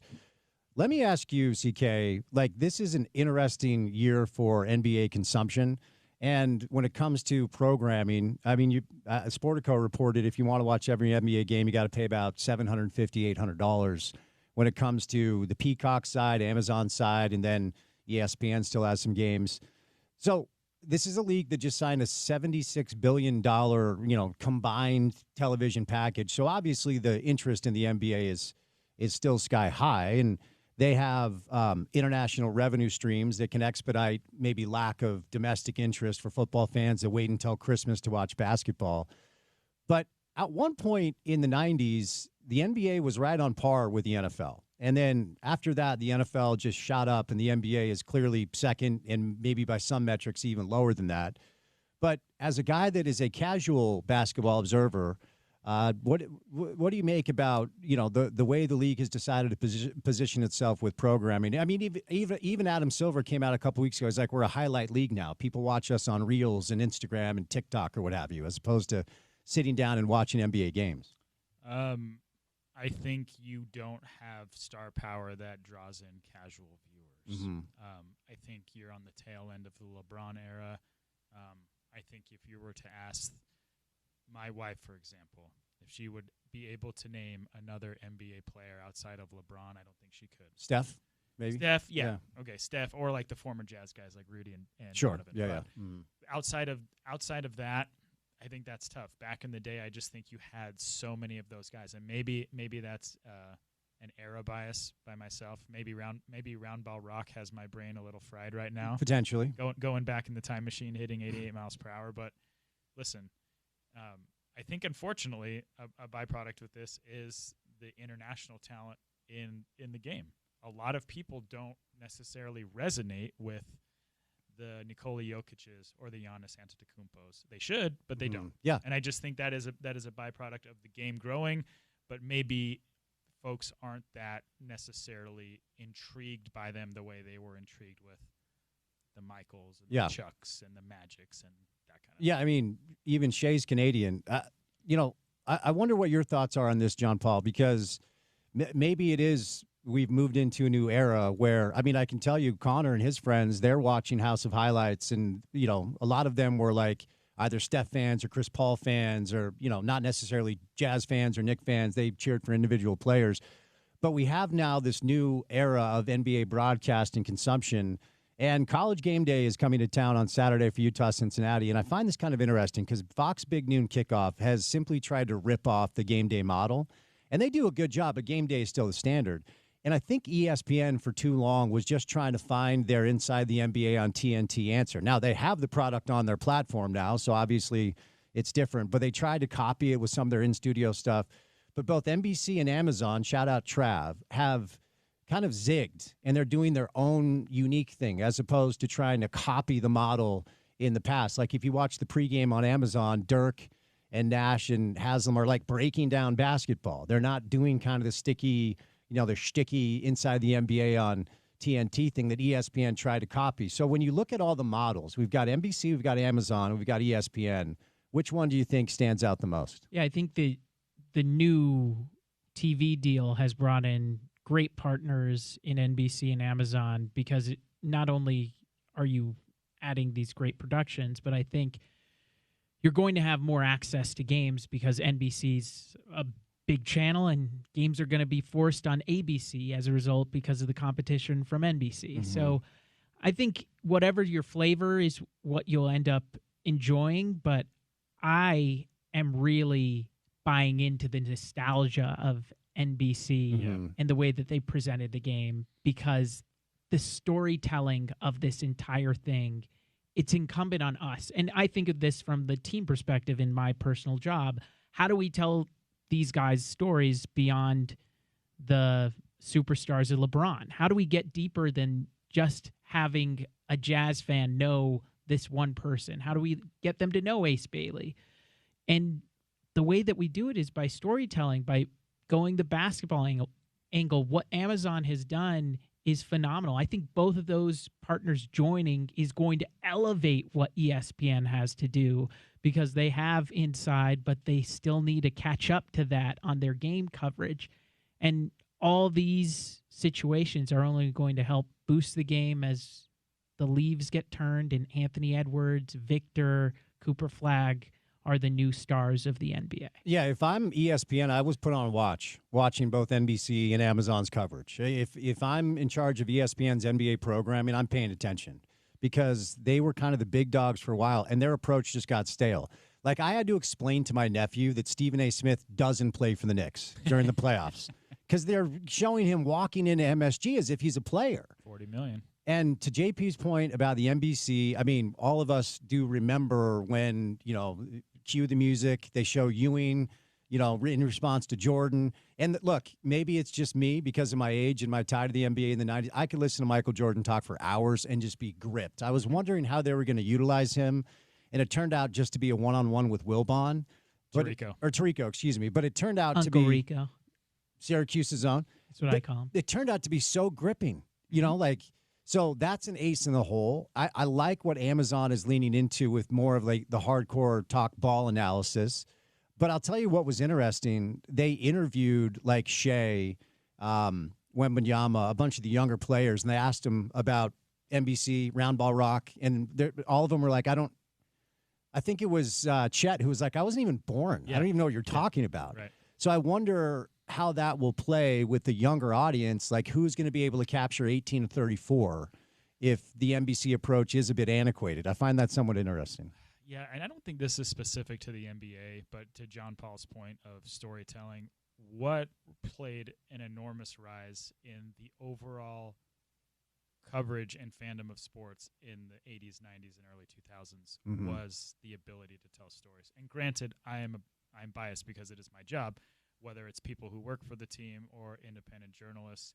Like, everybody got Sports Illustrated. Everybody got ESPN, the magazine. Gary Smith going to spend a year on a Michael Jordan piece, and then everybody was going to read it. Mm-hmm. Times are different. Everybody has to cultivate their own marketing persona. Everybody's a little more trepidatious. Everybody's afraid to step on eggshells and look bad. I get it. But that was such a huge component into being like, I know this guy. I remember vividly getting the Chosen One Sports Illustrated in my inbox. Absolutely. In my go-to. Yeah. Just don't have it anymore, man. Yeah. I think if we were able to, I don't think we're ever going to go back, but that's my trip down nostalgia lane. Yeah, I can remember the first thing I would do at Get Sports Illustrated, and Rick Riley's piece was in the back cover, right? So you'd open that up and read it. But it does, John Paul, come down to this arms race of capturing younger eyes and younger viewers at this point, and what that means. And if Adam Silver is leaning into we are a highlight league, that is social media, that is House of Highlights, that is Reels, right? YouTube Shorts. Like, how many 18 to 34-year-olds are sitting down and watching an entire game? Because when the commissioner of your sport admits something, I found that kind of interesting. And if I'm one of the TV partners, I didn't love to hear that. But I think people will find you where you are if you're on YouTube or TikTok or wherever. But the ultimate thing is it comes down to the storytelling, whether it's in a 90-second TikTok or a YouTube short that people come across, an Instagram reel, IG for people who are really hip. Love it. You have to also nail the marketing angle. Yeah. Like Spike Lee and Michael Jordan was an awesome combination during the 90s. Got to be the shoes. Catching those ads on YouTube when you're watching NBA on NBC reruns. That's the other great thing about NBC. They've somehow allowed all their games to be put on YouTube, so a person like me who wasn't alive then can just queue them up and watch the finals during the summer. Yep. But it was so layered, not even incumbent on the teams to tell the stories, not even just the writers, the Lee Jenkinses, if you're going more contemporary. Sure. It was also the marketing of the game, of Gatorade, of Nike. That's what also made it cool, because I don't know how many bald people are cool now. Larry David's taken it and made it kvetching all the time. Michael Jordan made bald cool in the 90s. And I also think, I want your thoughts on this. Mike had broad appeal that LeBron doesn't seem to have. Is that fair to say? And look, I'm not a LeBron hater, but I think there's, a big portion of the American sporting base that doesn't like LeBron James. And it felt like, look, my background is Jazz and Knicks, okay? I am born to hate Michael Jordan, and I couldn't. I thought he was awesome. We all wanted to be like him, to be like Mike. It it feels like Sometimes I dream. Yeah, exactly. I got you. Exactly. It feels like Mike had broad appeal that for whatever reason LeBron doesn't. I mean, I think a bunch of very angry adults really threw a epic historical childish fit when he left Cleveland. I think that played a role in The it. decision, yeah. The decision. I don't know, man. I just the NBA's other problem, and we're participating right now, is we're so obsessed with comparing. I don't think you get that much in like the NFL or Major League Baseball. Like, are we comparing Shohei Ohtani to Barry Bonds? He got walked a bunch last night, so in that case, sure. But like, you don't see it. Whereas in the NBA, it's like you're either a Michael or a LeBron guy or a Kobe guy. It's like, what are we doing here? Yeah, I think a lot of it actually comes from the players. I feel like the players talk about it. Don't you, John Paul? Like now all these guys have platforms, they have podcasts. Even during the Tarico Jordan stuff, it came up where it's like, no, we had a level of competitiveness in the 90s they don't have here in the modern day because these guys all came up together. The AAU culture was not a thing back then. These guys all know each other. And that's why I do kind of like the international guys because, like, Luka wants to rip your heart out. Oh, sure. He didn't play AAU basketball Jokic with too. Donovan, Yeah. right? Jokic, I kind of like the international flavor because in Wembanyama, that dude is next. Let's be clear. He is terrifying. But I do think a lot of the comparison conversation is driven by the players themselves. I think they talk about it all the time. The NBA does talk about itself a lot. Yeah. It is Self-aware. very self-aware, Yeah. and sometimes too self-aware, where you get the decision too. Yeah. Right? Like, sometimes we think about these things too much when we really should be just talking about the game and appreciating it. That's what made Amazon so refreshing. And that goes back to John Paul's point about marketing. Like, if it's done right, it can have a significant impact. But now it's everybody, and I'm not knocking anybody for getting paid, but people's wallets are getting thicker. Decision 2 was about whatever it was. Hennessy, was it? Yeah. Liquor. Hennessy. It's like, no. Yeah, Strike. and also that leads into another conversation where the brand building because of social is something all these guys are doing in a way that nobody did back then because it wasn't a thing. Back then, you relied on Journalists. Journalists. Yeah, That's what it was. Like, back then, SL Price is walking those stairs at the Shaolin Temple with Victor, like writing down his gait. Yeah. Like how he's like, and maybe I'm nostalgic, probably too nostalgic, but you're just not getting it, man. And it's just everybody's got mouths to feed and people to cash checks. I get it, but I feel like there's a way to kind of correct course, but I think we're maybe too far down this road. Yeah, it's a new era, and not to sound anti-capitalist, but at some point, is the money like how much? Are you sacrificing your product in the name of simply just chasing the dollar? Right? Because I will never back off the fact that I think the league has a problem where its employees don't want to show up for work too often during the regular season. And so many people wait until the spring to actually play hard. I think ultimately, if we're really boiling down why the NBA has a viewership problem or a fan problem, that's it. Yeah. I know it's part of the new culture, and a lot of it is agent-driven because you want your player to get to its second and third max contract. And whenever this conversation comes up, you have to be careful. I'm not blaming the players. I know a lot of it's team-driven. But just too often, and Tom Haberstroh did a piece on this, the two markets that are most adversely affected are us and Denver, as far as star players not wanting to come here.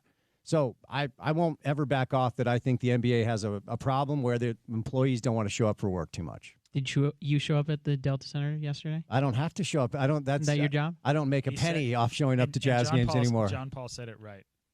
The Delta Center. Oh, look, get out of here with Delta Center. It is the Delta Center. Get right out. My guy Rye said it the other day, and remember that's my guy. I don't know where this started. It's so dumb. I don't know where this started. It is the Delta Center. Let's be very, very clear about that. Or it's the Barn tonight. Or no, they're in Edmonton. My bad. Taking on McJesus. 7 straight dubs. Tusks up. Look, Utah's a wagon. We're gonna go an hour and not talk about the lads. Poor, you know who. No, I want to end. I want to end with the lads. That's going to be the final thing because decisions to be made. Yeah. Who's brought back? Obviously, Diego's back. You asking me? Yeah, who's brought back? Before we get Starks and Christ in studio tomorrow for an back hour. to front, Cabral, Yedlin, Katranis, Glad maybe. Bear's gone. He's on a big number. I think Bear's got to go. Draymond Green is what I call him. Ojeda and Anelli, Caliscan, glue guy. You like a little Caliscan, don't you? Glue guy. Pods. And then Diego Luna, Xavier Goso. And we're not counting other academy kids that haven't Correct. pushed through yet. Yeah. I think Diego's gone. Diego's gone, and Olatunji. Everyone else is either Cruz gone. Okay. Cruz with maybe the most head-scratching mistake that I've ever seen on a soccer field. Yes, that was wild. And even Pablo, who really goes out of his way to not basically try to be like, this guy messed up. Yeah. He said it. He said the quiet part out loud, Yeah. the loudest that he's ever said it. Yeah. Because you're talking about one of the best free kick takers in the league when given the opportunity. No reason to go and be weird with the wall. No reason at all to go be weird with the wall. I didn't watch the replay. Does it go in even if Cruz doesn't for some reason? It does. Really? I think it does. But what about my guy Pops? JP? Oh, he's back. He's back? Get out of here. Like Jimmy Kuneratz with the Utah Royals, he's back. Okay. Royals also finish up the season on Sunday, 3:00 at home. The voice of the Royals is in studio. We should be very clear, JP. Tickets, UtahRoyals.com. Okay. Great day Finish the at the strong. Riot. Yeah, they're going to finish the season strong, hopefully build something for next year. Pablo gets questioned all the time, but I think you look at what he's given, and he does exactly what is accounting to it. The only time he's been given a real roster, they were the top 2 team in the Western Conference. Yeah. Well, and it would be nice to have 1 year without an ownership transition or, some sort of chaos. Speaking of Royals, would love to see them invest heavily in the roster next season. I'm sure your next guest will speak glowingly of that. Yeah, in a tight-fitting jersey. Is he here? Okay. JP, where can people go find the pod, young man? Anywhere you get your podcast, Utah Jazz Podcast Network. It's Round Ball Roundup. Coming up with Tate Frazier talking about college basketball, the draft prospects coming in 2026. Very and nice. Also reviewing what Ace Bailey has done in the first week. Love it. CK, great to see you. Thanks, man. All right, Chris Camerani, JP, live in studio. We're going to catch a break and bring in Andy Larson. Then it's Dave Fox. Busy show on a Tuesday. Keep it here on ESPN 700.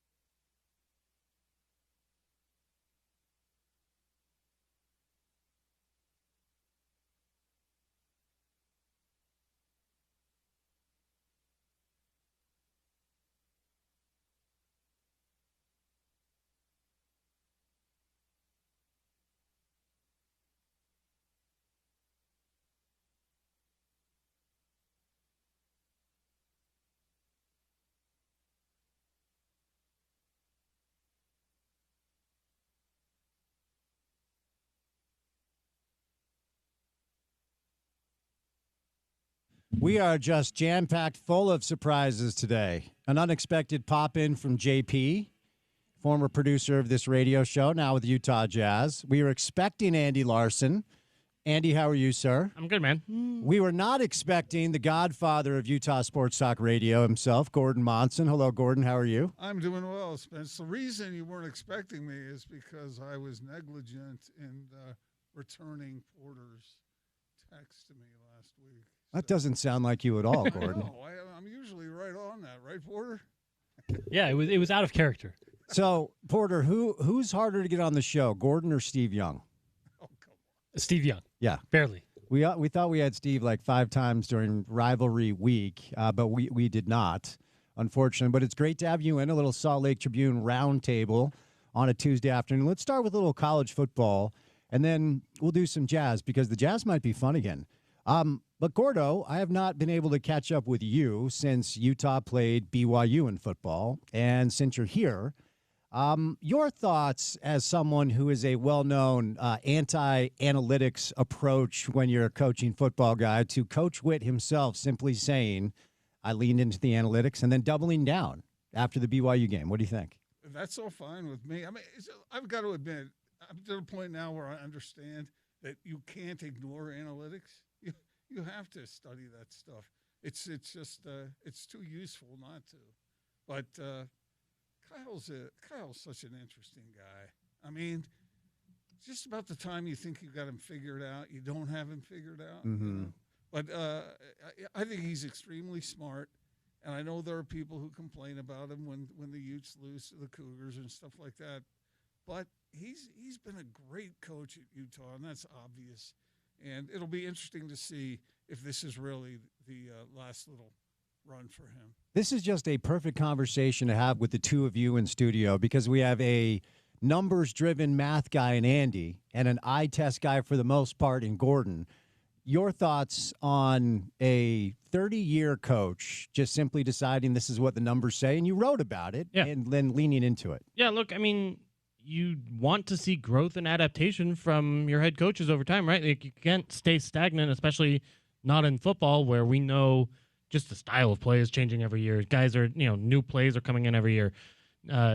Certainly with new offensive coordinators coming in every year. Mm-hmm. So I like that Witt is embracing the analytics. We talked about it last week. The analytics didn't support all of his decisions that he said the analytics supported in that game. A very particular snafu in particular, mm-hmm. In the fourth down stuff. Mm-hmm. Yeah, and the 4th and 7, the analytics are not telling you to go for it on 4th and 7 at your 28. But Andy's going, wait a minute. Mm-hmm. I'm an analytics guy. You're not. Leave that to me, all right? Andy so is you got to be a little bit honest about what you're doing. Yeah. But, the other ones, they were, I had more issue with the play calls than going for it on 4th. I think going for it was probably the right move. Well, it was also, to Andy's point, I mean, this isn't just like, Witt decided to go for it on 4th and, he screwed up. There were some interesting play calls. To Andy's point, the end around to Daniel Bray relied on a block from Larry Simmons. And if you have the best offensive line in the country, run behind your left tackle. And then Simmons misses the block, Bray doesn't cut up. So it's not just like, okay, Witt blew it. There's a chain of blame, I think, that goes throughout the entire kind of tapestry. Is that fair? So, yeah, I think that's fair. But how do you – it's a balancing act, just like how you set this up. Every once in a while you see a coach just sort of go with whatever he feels. You see this in baseball a lot. When a manager decides to do something that might be a head-scratcher for somebody else, but – it's I find that really cool that it's both science and art, Yeah, combination of both. Yeah. And I think he's done that through the years, and a lot of great coaches do that, where they sit there and huddle up and say, okay, this is what the numbers say, and then they say, I just feel it. Yeah, I feel we should do that. Yeah, I think with how defiant he seemed to be, a lot of people are like, wait, is ChatGPT coaching the Utes now? You know what I mean? As a numbers guy, can you kind of you kind of frame the conversation about how you believe the approach should be? Do you think it should be a combination of like, this is my experience, we're in the moment, it's against BYU? Because I've used this line like 10 times. I feel like if the analytics say something against Arizona on Saturday afternoon in Salt Lake, it's just a little different than what they say Saturday night in Provo against BYU. And my response to that would be basically you can take that into account if you want, right? Like you can take into account that BYU has a better defensive line than Arizona did, or whatever the case may be, and you have to do that. If you're going to say you're looking at analytics, you want to take the whole picture into account. You can't just use the calculator on ESPN.com, right? Like if you're going to be a real football program. And again, you want to use the analytics on the play calls too. So if you're running 4th and 1, you're more likely, it's a 70-30 proposition to pick it up if you run inside, and it's a 50-50 proposition if you run outside, right? So, knowing that kind of stuff, taking everything into account, you can use the analytics to do that. And then, like if it's raining, or if it's you think a certain matchup isn't working that day, then take that into account too. I think you have to, it's all pieces of this puzzle. But to kind of blame analytics for the decision making when you weren't following analytics all the time, that's where I think I get into some problems. One of the pieces that you're talking about is who's the defensive coordinator that you're going up against. Yeah, and if that guy's really smart, you got to take that into consideration. Jay Hill's a pretty good defensive coordinator, and if you're going to outsmart him, you better have a good reason. That makes coaching in that game, and I had both Kyle and A-Rod on that week, and I said, is it really possible to surprise the other staff when you guys all know each other so well? And they both kind of admitted that's kind of a difficult dynamic. I want to ask you something, Gordon. I had 3 guests last week say the same thing generally. I'm paraphrasing, that they felt like the 4th down decisions, the aggressive nature of Kyle's approach indicated that was the last time he's coaching against BYU. Did you read that the same way? I think that's a little bit of a stretch. I do know how much Kyle cares about winning that game. Yeah. And it's so interesting because here you have a coach who said he's relying on analytics or feel, whatever it is, and then you have a defense that is feeling like, okay, you're disrespecting us. You don't think we can stop you, and that fires a defense up. And one of the things that Jay Hill told me when I talked with him recently, he said that even when he makes the wrong call, his players think it's the right call. And he says it's amazing how powerful that is, especially in a game like football. I think when you're talking about basketball, there's passion in basketball. I get that. But in football, man, you get those guys riled up to do a little something, and they feel a little bit of disrespect. Then at times you can throw analytics out the window because those guys are going to stop you no matter what you do. And I don't know. It's genius when it works, and it's boneheaded when it doesn't. And I'm worried about a Utah team that doesn't get up for those 4th downs on the offensive end, right? You're trying to score a touchdown in your rivalry game, in a game that matters to you more than any other game on the schedule. You gotta get that extra yard. You gotta push for that. You gotta make sure that happens. And Devin Dampier went down kind of soft on the 4th and 3, and it's just you have to show that passion on both ends. And I do think that was a big part of that game. Me being the analytics guy, but BYU showed much more heart in that game. I mean, the Bear Bachmeier touchdown should have been stopped 10, 15 yards back. That play, and Spence, I'm sure you've talked about this to the nth degree, but that play was one of the most remarkable runs I've ever seen from any player at any level. It was just unbelievable what he did. I mean, I wrote this. It was half Barry Sanders and half Earl Campbell. And it didn't hurt him that half his offensive line carried him into the end zone.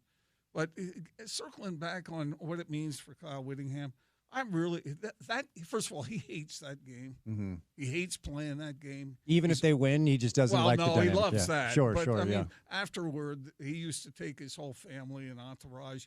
And when it happened in Provo, they'd go up to In-N-Out. And I hope I'm not giving secrets away there, but that's where they would gather to celebrate their victory. And victories came easy for a while there for him. Not easy, but consistently. And he hated playing the game, but winning it meant so much to him. And you could sense that, when he wouldn't even talk about Bear Bachmeier. Who does that? Somebody who cares so much that they can't get themselves to cooperate.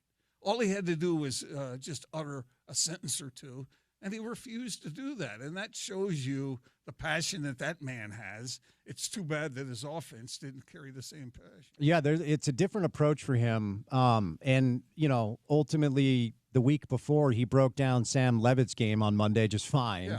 And then when they asked him about Barry, just punted on the question. And then, I say this all the time. You can learn a lot if you listen to coaches post-game, especially during an emotional moment. And then post-game against BYU, he's asked about 3 straight, and his response was, well, we had 9 straight prior to that, so I'm still on the plus side of that ledger. It still very much matters to him. Yeah, I thought that was an odd comment from, but again, I have great respect for Kyle Whittingham, but you could see the personal nature of it. Well, don't talk to me about 3 straight. We had 9 straight. Mm-hmm. But is that a mix of insecurity? What is it? Is it passion? It's a psychological study. It really is. But he cares so much about it. And I got to ask you, Spence, what did you feel about now 3 straight victories for BYU? Do you agree that means something, or do you think, hey man, these games are a toss-up no matter what, and these programs are? You could switch the guys around in different uniforms and it would all be the same. No, it's a fair question. A little bit of both. I mean, but to not be a hypocrite, I always use this line, like in sports, we have a scoreboard and you can't run from it. And yes, there are stories throughout the course of the game that have to be unpacked with nuance and contextualized. And there's not a big gap between the two programs. And I do want to get to some of the analytical numbers on ESPN's advanced metrics that they still believe Utah's a better football team than BYU. But I said last year, after BYU rolled up here and won for the second straight time, that it feels like the tide might be turning. And I said this year on Monday, the tide has turned. You can't run from it if you've been beaten 3 straight times. And BYU's 19-2 in their last 21 games. This is not like a momentary thing. Utah hasn't beat BYU since 2019. Like you can't run from it.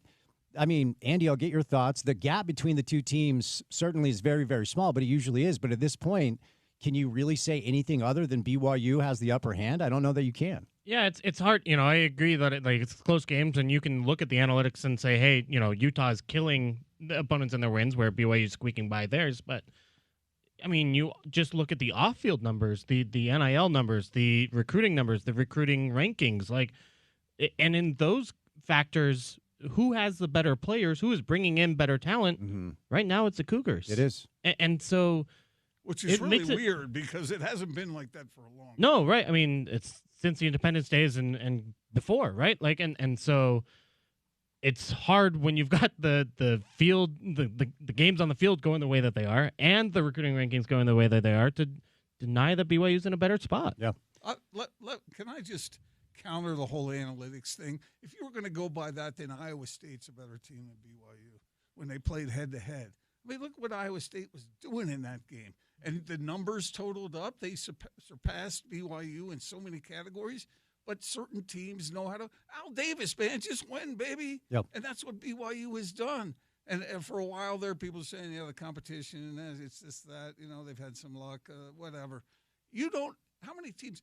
I think Iowa State had lost 1 game at home in the last 2 years or something like that. You don't go in to Jack Trice and just kick a team around in the second half the way BYU did. Now, when I say that, Ute fans are going, "Oh yeah, you're a Cougar fan." Hell no, I'm not. I don't care who wins. All I'm saying is look at what the Cougars are doing and don't deny it, because if you deny it, it makes you look insecure. Well, it's a really interesting thing because BYU over the past 2 years and during Big 12 Media Day, I actually appreciated the candor of Brian Santiago. We had Brian on the show. And last year, BYU had a combination of a bunch of different moments where the ball just bounced their way. They just did. And Brian said, how long can we rely on luck? Well, the fact of the matter is that luck has continued on this year. Now, I want to be clear. They're 19-2 in their last 21 games. That's not fluky. They're 8-0 this year. They're 5-0 in conference. That's not fluky. But there is this thing they have going on, whatever it is, the buzz, the momentum, where they have learned how to win, even when the circumstances are against them. They have 2 comebacks from 14 points. Past 2 weeks, down in the fourth quarter, they find a way to win. But Rocco Beck missed 3 wide open receivers in the end zone. He hit one, and the kid dropped the ball. They had the weirdest muff punt go their way again. Andy, it is a combination of BYU being a good team that's well coached, but they have had a lot of luck fall on their side. For sure. Yeah. And that's, what the analytics looks at is, that's good teams win, great teams cover. And whether or not BYU is a good team, is a top 20, 25 team, or whether they're a top 5 and top 10 team in the college football rankings, I think it's yet to be really determined because we haven't seen that huge win over top competition. Now, that being said, they've done everything you can possibly ask from a wins-losses point of view, and they deserve to be where they are right now, right? Like, and I think that's all we can say so far. And then you get to the Big 12 championship game, and then maybe we'll see to a college football playoff, and then you really learn where they stand. Yeah. Let me make an analogy, Spence. I know you're a big golfer, and your game has gotten better and better as you've gone. But you know how tough it is when you start a bad round to turn that sucker around in the middle of it? That is so difficult to do. And that's what the Cougars do, man. I don't know whether it's more impressive to be behind by 2 touchdowns and come back and win, or to win big.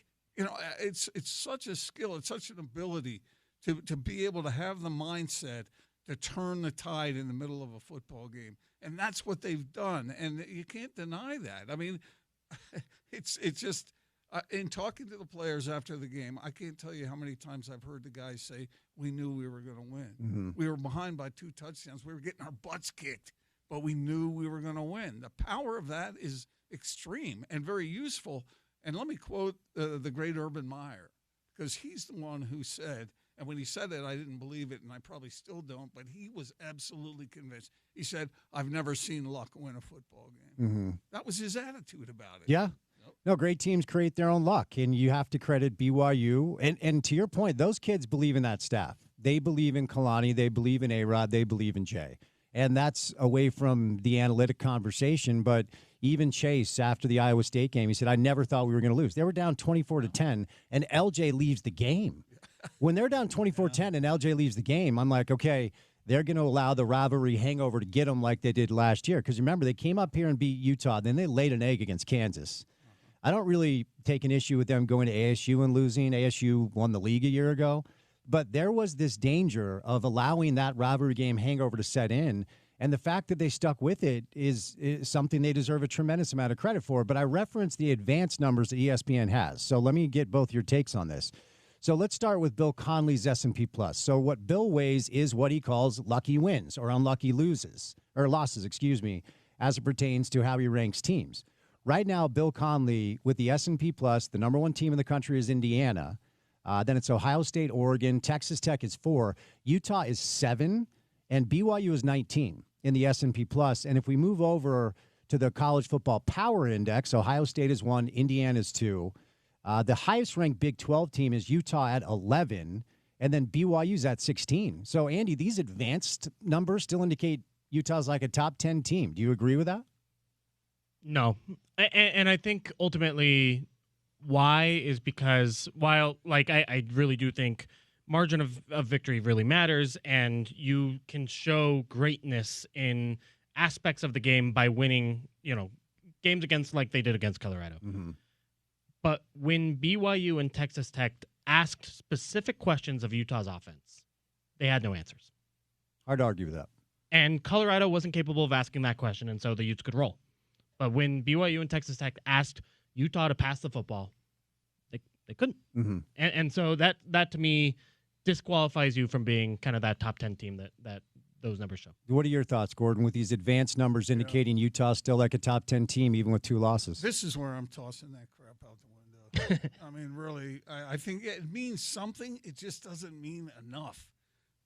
And that's why when I watch a team play, I see where the heart is. I see a talent, obviously, but you see this belief you were talking about in a coaching staff, and you see a belief in a certain quarterback. And that is so important in the modern game. And that's what BYU has right now. Maybe Utah will have it now that they have Bird, although a lot of people think they'll go back to Devin. I don't know what's going to happen there. But when you have that base covered and you think your defense is of the mindset that they can come back, even if they've been kicked around. How many yards did BYU give up in that first half against Iowa State? Over 300. Yeah, they were getting run over. I mean, it felt like it was over. Yeah, right. I mean, who didn't think? As I'm watching that game and they're down 24-10, who didn't think that game was over? Yeah. I mean, I did. Especially when LJ left. Like, they're cooked. Right. Yeah. But apparently the Cougars didn't. Yeah. And that's all that really matters. And so analytics, yes, they're important in a lot of ways and useful. And Andy, you've studied this every which way possible. But I think in certain instances, you can look at that and say, oh, yeah, that's encouraging. But is it definitive? No. So to Andy's earlier point, as we were kind of unpacking this dynamic of BYU turning the tides, winning 3 straight, and now being undefeated, BYU has the #1 recruiting class in the Big 12 next year. You know, the Ryder Lyons kid, who I think is going to do a mission for a year, which I didn't know was a thing. I wish that was a thing when I was 19. Did you say it was the best 8 days of your life? I still maintain. You know, they say you go out to change other people's lives. I changed mine over the course of 8 days. But, you know, they've got a stacked recruiting class coming in next year. They're undefeated right now. They're the only school in the country with a top 10 basketball and football team. That has never happened down there. So all of the data points indicate this tide has turned and BYU has the momentum. So the question turns into, just like I asked during the 9-game winning streak, how does BYU get this thing back on their side? And a few things happened for BYU. The Big 12 invite was huge. And NIL becoming a reality, as I said 5 years ago, was going to be an advantage for them down there. And they have been able to figure it out because they understand the power of the purse. So now we ask the question, Gordon, how does Utah get this thing back on their side? Well, when I talked to some boosters down there at BYU, this was a very interesting quote, because I'm as shocked as anybody is that this is happening. I mean, if you told me BYU basketball would be considered a top 10 team legitimately, how? Right. You're going to have to get the Ward team off the court and get something else going where it's really stellar. And that's exactly what they've done. But the boosters told me, and this is the direct quote from one of them, he said, "We're swimming in money down here." Mm-hmm. And it's not church money, but it's people who are connected to that church who happen to have very, very deep pockets, and they're allowing it to happen. So what has to happen with the Utes? They have to get more money. Mm-hmm. But it's more than just money. That's very important. I'm not gonna play that down in any way, shape, or form. You got to have that, and then you got to have the coaches in place that the players believe in. If you're a quarterback, I have great respect for Kyle Whittingham. If you're a great quarterback coming into college, would you go to Utah? They paid me. Right. I mean. But they're going to pay you over here, sure. too. Yeah, that's the problem. And yeah. so you got to believe in the coaches that they're going to develop you. That's what Kevin Young has going on with that basketball program. Yeah. They believe A.J. DeBonson could have gone anywhere and made equal amounts of money. He went there because he thought his #1 goal is to be the #1 pick in the NBA draft. Right. Who did he think could develop him into that? Kevin Young. And and not just Kevin Young, but also the staff. Mm-hmm. And so all of that has to be in place to work in tandem to get these guys. That's what Utah has to do. Do I think they can do it? I think they can. Utah is a great school. It has a lot to offer. Can they put these other pieces in part? I don't know whether they're going to do the corporate thing or capital money. Or Private equity, yeah. Private equity. Mm-hmm. But they need to do something in order to even out the money and to have the coaches in place that the players look at and say, okay, what's in it for me? I want my team to win, but that guy right there is going to make me way better, and I'm going to be playing on Sunday. Yeah. What do you think, Andy? How does Utah get? Because to Gordon's point, it's not just money. Penn State spent money. Texas spent money. Florida State. Like, there are a lot of teams that had a lot of NIL resources that have been bad this year. So how does Utah get this thing back on their side? I think Gordon nailed it. You have to get buy-in and sell a dream to not only the kids but to the boosters too. I think part of the problem is that BYU was able to sell the booster vision because Kevin Young was an acquirable get and said, we can go out and get an NBA level, head coach level coach to come to BYU if you give us $8 million or whatever it was, right? They made the same case with Alex Jensen, and I think that's good. And I think Alex Jensen is also a very good coach with NBA resume, right? Like, I think there's a little bit more sexiness to Kevin Young because of who he coached in Phoenix than Alex Jensen's experience with Rudy Gobert, right? Like, just it's hard to grow up to be Rudy Gobert when you're 6'5" or whatever. But I think then you have to do that on the football side. And, Kalani Sitake is Ted Lasso. And I don't know that Morgan Scalley is Ted Lasso. It's going to be – I don't know that Kyle Whittingham is that guy. Like, what is the vision you're selling good young talent. For a long time, for the Utes, it was, we can make you into an NFL player, especially on the defensive side of the ball, right? But on the offensive side of the ball, they've never really had that answer that repeatedly convince kids that they could excel, maybe except for like the running back and offensive line spots. And they need to figure out how to do that again and to sell the boosters on that vision again. And that probably requires either a change in personnel or a change in branding strategy. Yeah, Andy brings up an interesting point about Kalani's approach, and because the fact we're all getting older. Andy's the resident young in the studio. But does Kyle's approach land with 18-year-olds, or does Kalani's approach land with them differently? And I don't know the answer to that, but this is a new generation of kids that, were raised with social media, raised with phones, and you hear all like Brian Kelly just lost his job, and it's because he didn't win at a high level at LSU. It's also because he's kind of an ass. Like, he's kind of a jerk, right? And I don't know that approach – I think Will Hardy approaches this really well, too. I think Will can connect with young players in a way that maybe Jerry couldn't. Rest in peace to the legend. But what do you make of the different approaches between Kyle and Kalani? Anything there? Kalani has a lot of help. I mean, to tell you the truth, and I really enjoy Morgan. I think he's fantastic. For sure. And he'll do well at Utah, I think. But I think the best coach in the state is Jay Hill. Period. The best football coach. The best football coach right now. Yeah. He's at the peak of his powers. He's a great recruiter. Those players believe in him. He even affects the offense. And I don't want to diminish what A-Rod does. I mean, he's done a terrific job developing these quarterbacks. But if I were an AD and I wanted to turn my program, not just turn it, but either sustain it in the direction it's headed or to turn it, Jay Hill's the guy I would go get. Well, when you win championships, you lose coordinators. Ask Ohio State. Like, if BYU finishes this the way they didn't a year ago, I mean, look, I don't know that LSU calls about Jay. I don't know that, Penn State calls about Jay. But, maybe a school in this region, if a job came open, theoretically, I'm not saying this is going to happen, but like if UW came open, if Washington came open again, maybe regionally that's a phone call you make. But when you win championships, you lose coordinators. You just do. That's part of it. Yeah, well, Jay Hill is the guy as far as I'm concerned. And I've given this a lot of thought, and I've talked to Jay. He wants to be a head coach again.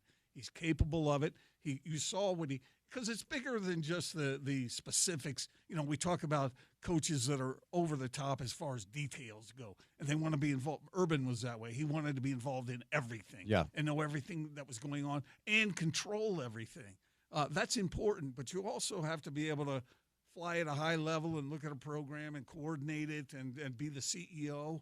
And Jay Hill proved that he can do that. He did it at Weber State. He's already got I should be his agent. I haven't talked with him about doing this, but I just have so much respect. I think he really is. I mean, Kalani is great. Kyle is great. I think Morgan is really good. I think Jay Hill may be better than any of them. If this is it for Witt and Morgan slides over a seat, does he call Jay and say, hey, we have a vacancy for defensive coordinator in Salt Lake? If I were Morgan, I'd be worried about a buyout, and they might head in Jay Hill's direction, to tell you the truth. I wouldn't predict that would happen, but that's how highly I think of Jay Hill. He's the kind of guy who can make a difference. And we were talking about this earlier, Andy and a few other people were talking about what makes a coach great in this modern era. Why do some coaches win all the time consistently and some coaches sort of ebb and flow? What is it? I've interviewed 20 different head coaches and asked them that question, and I get 20 different answers. But in my opinion, you look at a guy who is smart, who knows what he's doing, has an attention to detail, and knows how to run an organization, and the most important thing of all, who convinces the players he cares about them. If you have that, then you've got the secret sauce. Yeah, it also helps if you have good players. Well, that's where the NIL comes in, and your reputation continues that. You watch and see what happens with Kevin Young at BYU. If they have a good year this year, if they have a year that lives up to expectations, that can be very difficult. Unless he gets an offer to go somewhere else, BYU is going to be just a blue ribbon program for the blue blood for the next as long as he wants it to be. Yeah, once upon a time, I think the concern was, will BYU pay their coaches? But with the NIL, the infusion of economic support with both football and basketball, I think the coaches, Andy, are being paid well now. So maybe there's no reason to look anywhere else. Agreed. And we know that Kevin Young kind of took this job because it was BYU. And I also, it would be curious to see if I do expect basically the season to go extremely well for BYU. If it doesn't, some NBA team is going to be willing to give him $3 million a year, and just not even as an assistant coach, maybe even. And so, yeah, I just think I don't know that Kevin Young will be at BYU forever. I'm not sure that he's a lifer, but I agree that because the program is set up kind of in an NBA capacity with Ryan Smith so close and with him so interested, they will continue to be able to get top tier prospects that want to make it in the league where you actually make the real big dollars. And there's another dynamic to that is his wife wants to be there. Right.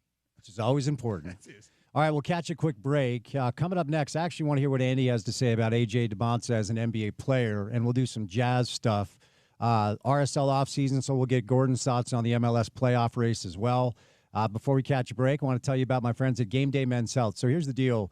As you age a little bit in your 30s, 40s, 50s, and 60s for present company, it's harder to get in shape, and it's even harder to stay in shape. So about 2 years ago, I decided I want to get in the best shape that I've been in as a grown-up, as an adult. So changed some habits, started eating clean, hit the gym every day. And after about 3 months, I was very frustrated with what I perceived to be my lack of results. And I had a friend ask me if I'd ever tried testosterone therapy, which I'd never had. So hit up my friends at Game Day Men's Health. I love that they're a partner because I can actually give you a personal testimonial. They help me out with testosterone therapy and then ultimately some peptides. They also have the weight loss stuff that everybody knows about, the semaglutide and the tirzepatide. And I can tell you, after utilizing Game Day Men's Health in their process, the 3 months after the 3 months I'd actually put in, I had like 70% better results. They call it biohacking these days, and these are products that once upon a time were reserved for like elite athletes or very rich people. That's not the deal now. It's very affordable, and it's even more affordable with the deal that Game Day Men's Health has for you as a result of them being a client. So you get a free consultation, which means this. You'll go in, they're going to do some blood work, and then they're going to go over your levels. And then they're going to tell you about the products they have that can help you with those levels. If you have low testosterone, they'll help you out with some testosterone therapy. And then here's the kicker. If you mention you heard me talking about it on the show, they're giving you 50% off of your first year of membership, half off, which makes this very affordable. Then they track your results. And if you want to get in the best shape you've been in as you're aging into your 30s, 40s, and 50s, if you need to improve your energy and your libido level, just go to GameDayMen'sHealth.com right now, GameDayMen'sHealth.com, and then schedule a free consultation. Tell them you heard me talking about it. They're going to knock 50% off your first year of membership. That's our good friends at Game Day Men's Health. More with Andy and Gordon live in studio right here on ESPN 700.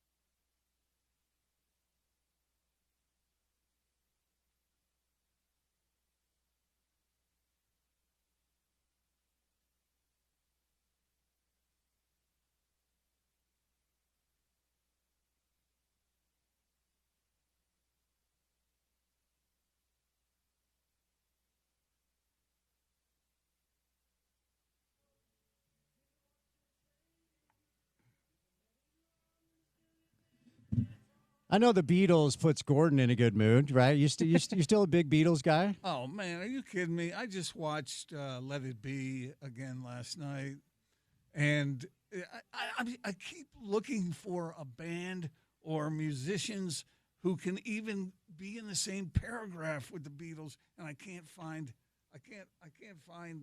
anybody to fill that bill. Duke, calm down. Duke has now jumped on Uncle Gordon's lap. The station mascot, my little English cream pup. Is he humping you? A little bit. Hey, Duke, no humping. We've been over this. Goodness gracious. I haven't been humped for a while. All right. All right. Sorry. On YouTube, nonetheless. Programming note, if you want to watch Gordon get humped by a dog, hop on our YouTube channel right now. Duke, calm down, dude.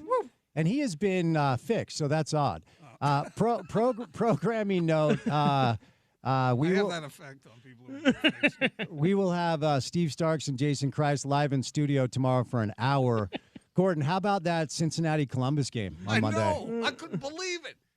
I mean, the only word that came to my mind was unbelievable. Yeah, it was wild. Andy, give me a quick RSL thought before we dig into some Jazz stuff. I mean, a lot of decisions to be made. Yeah. Yes, it's a 5-year playoff streak, but they haven't won a playoff game in a number of years at this point. Yeah, so, and when they did, it was kind of fake too, right? Like it was park the bus against Seattle. Park the bus against Seattle. What would you like to see this offseason? Investment at every level, right? So investment in terms of who's the general manager, in terms of who is the. This is a chaotic scene as I try to deliver this RSL take. Investment in the analytics and scouting departments. I mean, frankly, right now they wasted the money that they got from Carlos Andres Gomez. It doesn't look like they will retain some of the DPs that they've signed. It's they have to add a lot, and yet they've been so good at signing their cheap players that they haven't been a bad. They're a mediocre team. So just a lot to be done.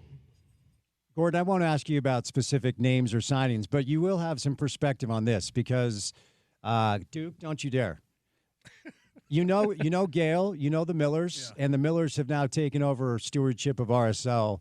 And I just wanted to get your thoughts on your experience working for them and also covering the way that they own the Jazz for RSL fans that are curious about the new ownership group and what you think they'll bring to the table.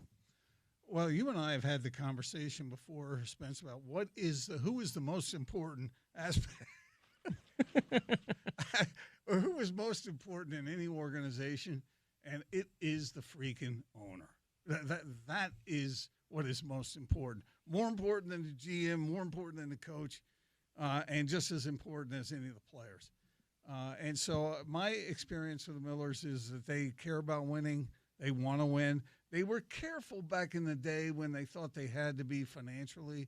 But I think in this new era of sports, it takes money to win, and you got to be willing to spend it. And so I think they don't like being at a level that isn't edging toward the top. And so I think that's what they'll do. Yeah, my hope is they build around some of these young stars instead of selling them, Diego and Gozo and even a guy like Ojeda. But I understand that the cost of doing business is the cost of doing business. But to underscore both of your points, hopefully we get some investment because you got to keep up now. I mean, we always talk about 2009 because they won the Cup, but the arms race is different now than it was then. So different, right? I mean, you've got literal Lionel Messi, you've got Hangman Son, you've got Thomas Mueller, you've got, just literal stars of the World Cup playing in MLS. And not only that, but then every team has 6, uncapped slots. So your entire, the majority of your starting lineup is completely determined by your owner's ambition. Isn't that what Messi just said? He said, what's holding MLS back is they got to loosen the purse strings.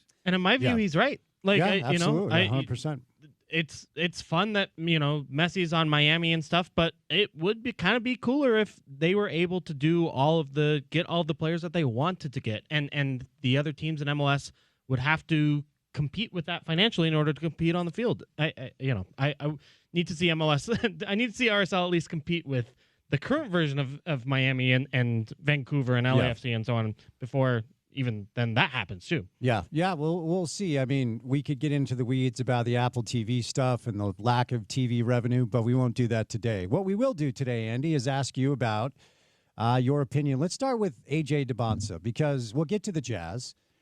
And when we do get to the Jazz, unfortunately, I will bring up the same dynamic that I brought up all of last year, that they have a draft asset they cannot let slip through their fingers coming up.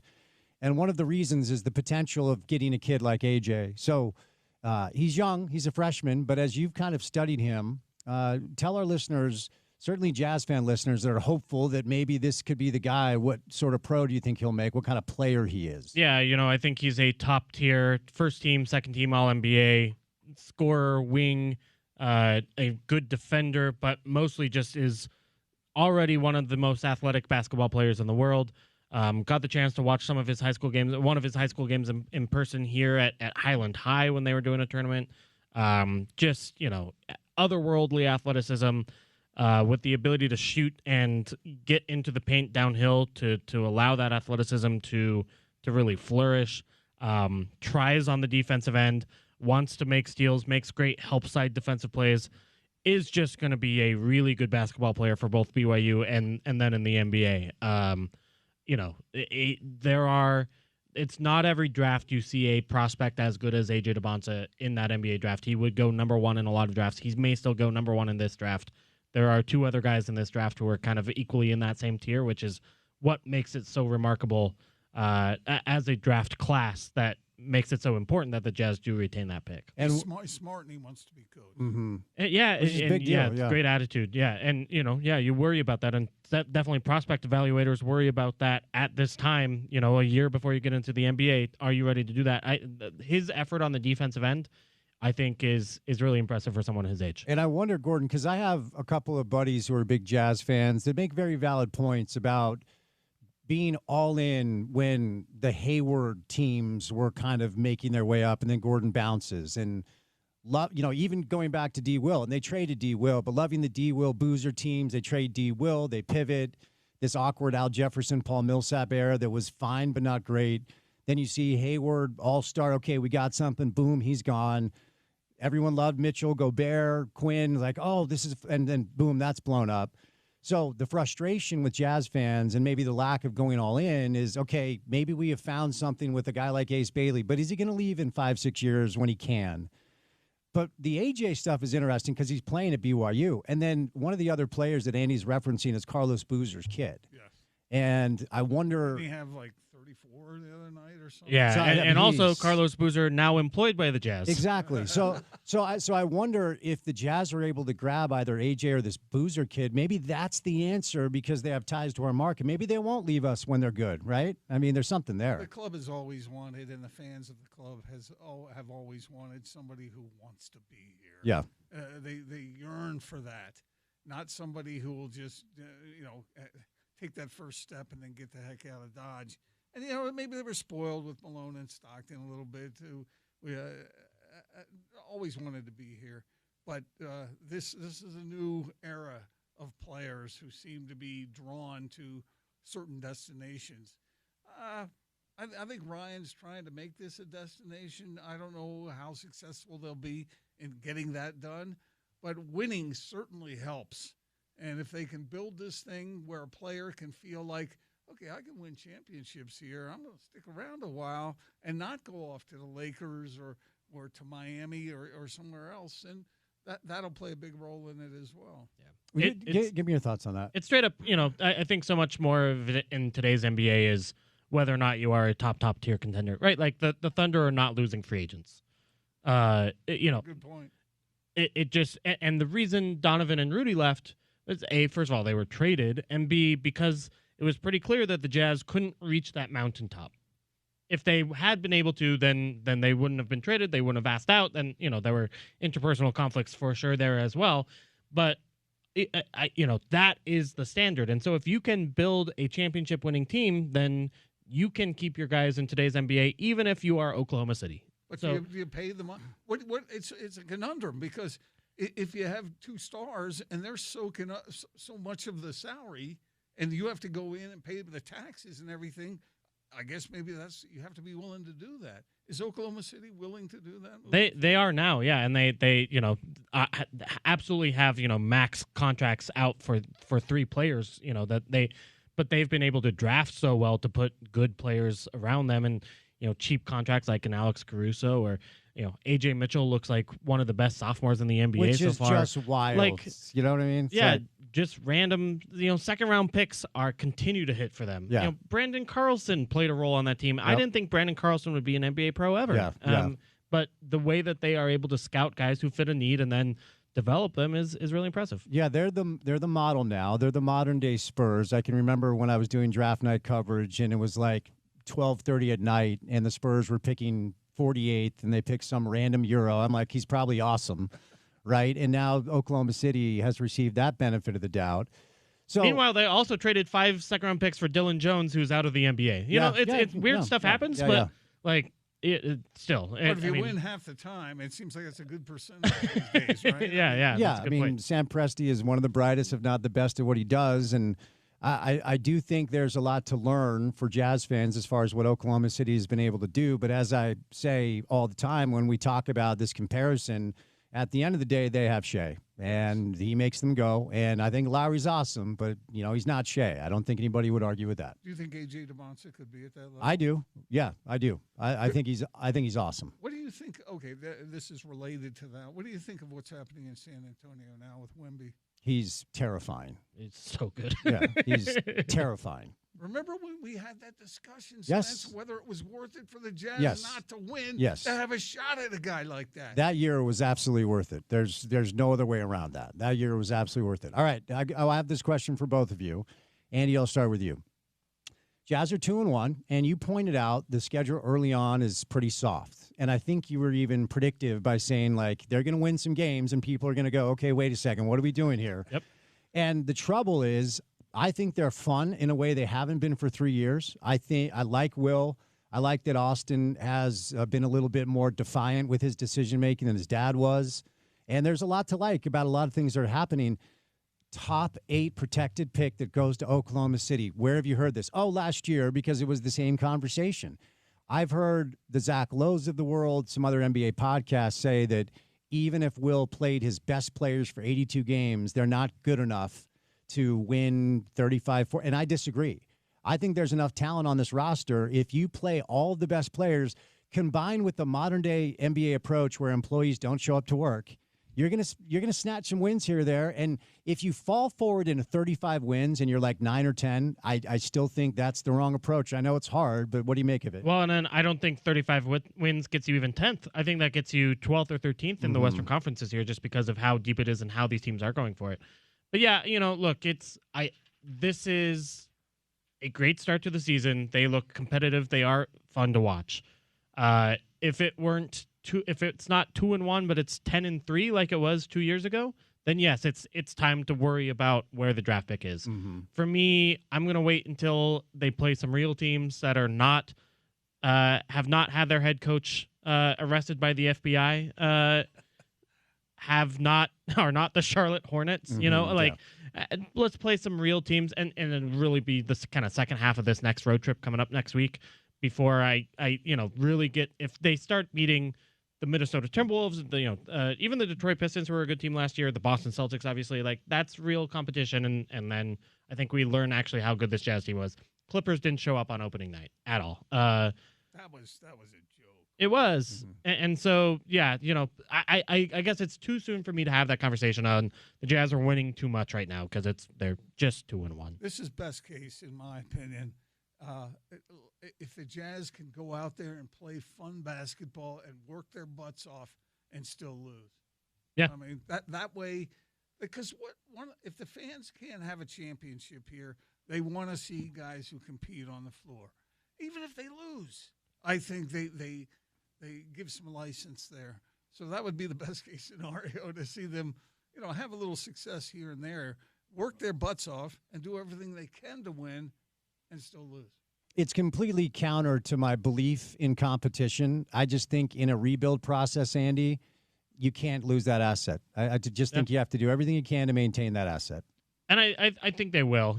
As much as they want to say, hey, we're not going to tank out, Yeah, it's going to be tough when you get to January, February, March, April, and the other teams are also losing games, and you are competitive in that way as well, and you're seeing literally in person AJ DeBonta played Darren Peterson, and that's going to be it's the siren call of that is going to be louder than the exciting Keontae George progression we've seen this year. Okay, let me follow up, and then we'll end on this because, Gordon, I've got one more thing for you. But the Keontae progression, have you seen it to be real? Like, he's 18% from three.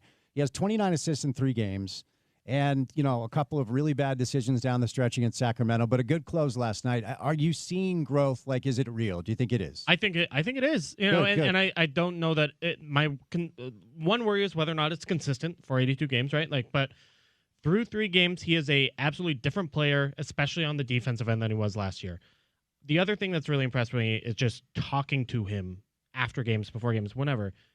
He is so much less self-centered than he was. Oh, good. Okay. And frankly, that was a concern. Keontae was, as a rookie, as a young player, a lot full of himself. I'll just say it, and that's not unusual among NBA players, to be sure. But the way he talks about his teammates right now, the way he views his role in the offense right now, the way he views his role on the team right now is night and day different than it was even just this time last year. So I give him a lot of props for kind of looking in the mirror and realizing that his approach wasn't working and changing it. That's good to hear. Gordon, we'll end on this because we did a lot of Utah football, but we didn't talk about Saturday. Cincinnati's ranked higher. They're undefeated. Who do you think starts under center? And do you think Utah gets it done with game day in town, a scenario that hasn't gone well for the Utes as of late? Well, I don't know who they're going to go with, although I would lean toward Dampier because I think that maybe Kyle will save Bird and let that blossom. Because from what we've heard, Andy and I both heard this, Whittingham is really high on this kid, and he thinks he can do good things.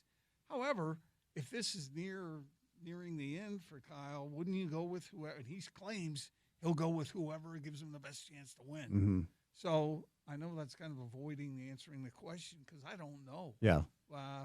I think I might go with Bird. I think Bird's the more fun answer, but I'm if with you you. Do that though, then Dampier will transfer. He'll leave. You think right away? Not necessarily. Well, I guess he Not during the can't. season, Yeah, but that's not allowed anymore. it But will eventually happen. Devin is second in the conference in QBR, and that weighs a lot of different things. So we'll see. To your point, he is beat up on a lot of bad teams, and when the tests have been the highest, he has not met the bell. sltrib.com. Gentlemen, great to see you. Have a good week, okay? Thanks, Spence. Good to see you, Spence. Andy Larson, Gordon Monson, 2 of my favorites. Before we catch a break, we welcome in Ryan from the Dish Professionals. You can save money on internet, make the switch to Dish. Great promotions right now at 801-424-DISH. What's going on, Ryan?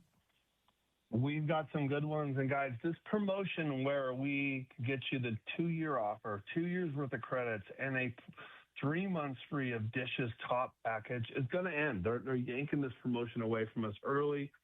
It's going to end this weekend. So, guys, this is your opportunity. Call us up. Take advantage of the deal. Listen, if you're a DirecTV or cable customer, this is automatic deposit of cash in your pocket. You don't have to pay your bill for 3 months.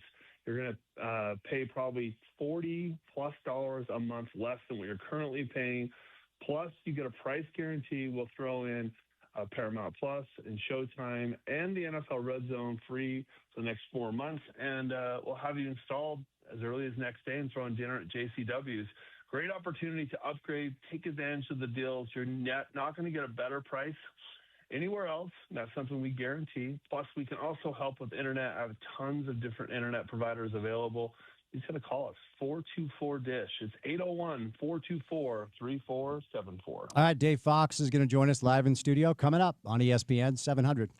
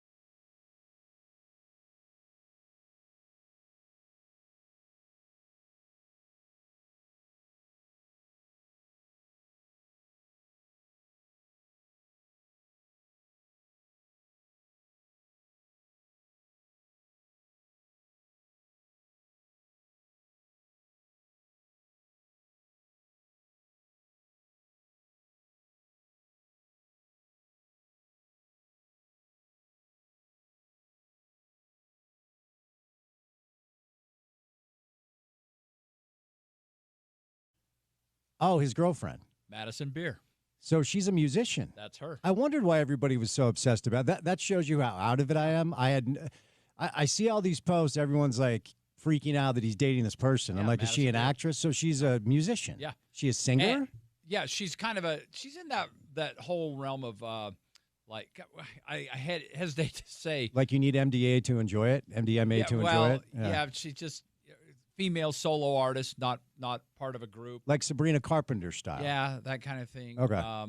Yeah. So. Okay. Hello, Dave Fox. How are you? How are you? I like this outfit you're wearing. I want you to wear that on 5 Questions Thursday. I do not wear this in public. This is I came to the studio straight from my workout, so I'm wearing a tank top in studio. But I'm not going to wear it's right there. But I'm not going to wear it in public. Nobody watches our YouTube channel. Who gives a rip? I'm not going to wear this in public. I will not do that. But hey, you look like you've been working out, dude. Okay, thank you for that. But this is the only time I had to get the workout in is right before the show. So I rolled in, and it's hot in here, so I took the sweatshirt off. By the way, if I can say one more thing about Madison Beer, I was on to her long before all the rest of you. Sweet, Dave. Because now it's Justin Herbert's that making her even more famous. Congratulations on being on Madison she's kind Beer of that, early. You know, that sort of a Taylor, not that high level. T-Swift? But that type of performer. So all these female pop stars are just dating football players now. Yeah, how about that? I'm kind of over the Kelsey stuff. I'm not going to lie. I'm so far over that. I'm overly saturated with the Kelsey stuff. Has she been going to a lot of games? Have you noticed, Porter? I don't know. Porter's our resident T-Swift expert. Have you been noticing any of this? I have no idea. I didn't see her last night. They didn't show her. And will she come to Dallas for the Thanksgiving game? She better be at that game. Yeah. Porter, stay on that watch for us and keep us updated on T-Swift showing up to NFL games. Dave Fox, live in studio. We've had a busy in-studio day. Wow, you sure have. I mean, I just feel like I'm just sort of mopping up. Yeah, well, I mean, you're batting cleanup. Yeah. This is the most. You're the Shohei Ohtani of the show today. Yeah. Well, talk about batting cleanup. I don't think you up all night for that? So we actually started the show with this. I was watching Monday Night Football, and then I got the alert that they're going to extra innings and it's tied. So after the football game, I switch over, and I'm like, it's one of those things where the eyelids are closing, and I'm fighting it so hard. Right. I fell asleep in the 12th and then woke up for like the 17th and the 18th. So I missed saw it. I saw the ending, but I missed like 5 innings. Well, I stayed up and fell asleep, get this, in the 18th, top of the 18th. So you stayed up late then? I stayed up really late, but then I was done and then woke up the next morning and saw Freddie delivered. Yeah, you did. He did. But real quick, like when you actually dig into what Shohei Ohtani is doing, it is unprecedented. We might be. Oh, Duke is very social today. Is up? Have you not fed him? Oh no, he's been fed copious amounts of food today. But he was jumping on Gordon. Now he's jumping on Dave. If you want to see Duke hump Dave Fox, just go to our YouTube channel. Look, he has not made an out in 2 weeks in Los Angeles. He's 7 for 7 with 6 walks and 13 plate appearances and 5 extra base hits. And he's pitching tonight on 17 hours rest after hitting 2 dingers last night. Like, no one has ever done this before, Dave. 17 hours baseball rest. Right. I don't know how much rest he actually – what time do you think they got home? This is 12:30 L.A. time, maybe 3? Probably. Something like that, unless they stayed near Dodger Stadium. They slept into, I don't know how late normally they'd get up earlier. So think about the baseball rest and then just the physical body rest of turning around, not even way less than 24 hours after that game, and you got to pitch. Like, we are seeing not just potentially the greatest baseball player that has ever played the game, maybe like low-key the best athlete of this generation when you actually dig into it. I mean, the Blue Jays came out today like, we're just not pitching to him anymore, just so you know, you can have first because we're over it. We're done. I don't know that I've ever watched a baseball player where I just assume, because there are a bunch of studies that say hitting a baseball is the hardest thing to do in sports. Yeah. So to watch somebody where you assume every time he's up, he's either going to hit a home run or an extra base hit, it's a wild experience watching him play baseball. I don't love that, by the way, for a couple reasons. One, you're automatically admitting defeat. Why not at least try to do something? As far as the Blue Jays saying they're not going to pitch to him? Yes. Yeah. And it's about the fans, and they don't get to see that now. And that's I get it. It's the most important thing for the Blue Jays is winning. It's kind of like the situation when you're up by 3 and your opponent has the ball. We saw this last night with the Jazz, and you foul them because you don't want them to hit a 3. Yeah. But as you remember, Jerry Sloan, he used to play just straight up. He hated that. He did not want to do that. He's wanted his guys to go out and just force their will. I would like to see him try to pitch to him, but that's because I'm an Ohtani fan. Yeah, it's remarkable watching him play. And, I get it. You got to be careful because the Dodgers are so stacked. I mean, if you're going to gift them a base runner, you're probably just admitting defeat. But I cannot believe he's pitching tonight after what we saw last night. Blows me away. It's been a lot of fun. Nothing that guy can't do. He could probably play basketball if he really worked on it. Maybe, but you reference fouling when you're up 3. That's an analytical conversation, which leads us into Utah football. Because they have a head coach that loves analytics, as we've learned. Let me ask you right out of the gates. I don't think there's a quarterback controversy. I mean, kind of lost in all this. Devin Dampier is second in the Big 12 in QBR. Now, a lot of those numbers have been inflated against maybe lesser competition. Colorado is not West Virginia. They just beat Iowa State. They're coming in off a bye. But what do you make of the way that Utah and Bird Ficklin just undressed them? That game was over before halftime. By the way, if I can circle back to Kyle, when he made a great comment about how if you think I might be paraphrasing here. You guys will remember this. If you think you understand analytics, you don't. Or something like that. Or those of you that think you understand analytics, you don't. Okay. And so he's into it. I think 10 years ago, Kyle would have not even been close to into this kind of thing. Mm-hmm. And, like I mentioned, Jerry Sloan, this is nothing he would have subscribed to. But I understand how it works. Back to the situation. I don't think there's any sort of a quarterback controversy. B, Ficklin looked terrific against a horrid Colorado team. Do you think they're horrid? They were in that game. They were in that game. In that game, they were miserable. Even Dion admitted it. I loved his comment how he said, they're still blitzing us, and we're in here. Mm-hmm. They just got undressed. Defensively, I know we're talking about offense. What did they blitz like 10 times in a row? And they never adjusted to it. Yeah. They just kept coming and coming. They just couldn't do a thing with it. So that has something to do with it. I would be anxious to see Bird against, in a BYU game or in a Texas Tech type of game. Or Cincinnati on Saturday night. Might. Like, we have to give Cincinnati their flowers, man. They've been really good. They've been excellent. What are they, 7-1 now and ranked ahead of the Utes? Undefeated in conference. They're 5-0. So the problem is Kyle's still a master at manipulating the injury report. It's an unserious exercise for him. And I will admit to finding a lot of humor in last week when he said Lander Barton out for the first half because he got ejected against the Y. I mean, we all knew he was going to be out. Exactly. So that was next level trolling from Wade. That was funny. Yeah. So we're not going to know. And it's not difficult to circumvent because if you enlist a guy, I think, how high did Devin end up climbing? Was it probable? Dave, or just questionable? They leaked it to Thamel that he was probable. Pete Thamel from ESPN reported that Devin was probable and likely to start, 2 hours before kick. But probable still leaves that window of opportunity. It's not like, if he's not even on the list, then you either have to play him or then you're admitting that you're benching him. Right. So probable becomes a situation that basically Whittingham probably loves that. Questionable and probable both leave it wide open. The only thing that absolutely says they're not playing is out, right? Or correct. Maybe doubtful. So he's having a lot of fun with this list, no doubt about that. So we haven't seen that yet, but I believe Dampier will play this week. Porter, what are you smirking about? At what point during the week did you know that Bird was going to start? You're smirking about something. What are you smirking about? I just love this conversation because at a time when the conversation we had about the NBA last week is going on, someone just saying, I literally do not care about Vegas and who knows who is on my team and on my roster playing, giving him the bird figuratively and literally. Almost literally. That's what Kyle's doing. Kyle is basically telling the Big 12, I don't give a rip about your new guidelines because he's the only one that handles it like this. Even Kalani, who has always handled it the same way Kyle has, just refusing to talk about it unless it's season ending. BYU's injury report, their availability report is detailed about probable out, questionable. Very much so. And Kyle just doesn't give a rip. I wonder if the Big 12 is going to come down on him. I wonder if he's going to get fined. I thought the same thing. We actually, the group that I was hanging out with at the game the other night, thought the exact same thing. Sooner or later, Because you know one thing about conference commissioners, they don't like being pushed around. Well, They don't like especially being your bullied, Mark. especially him. Yeah. He doesn't like anybody telling him what to do or circumventing his rule.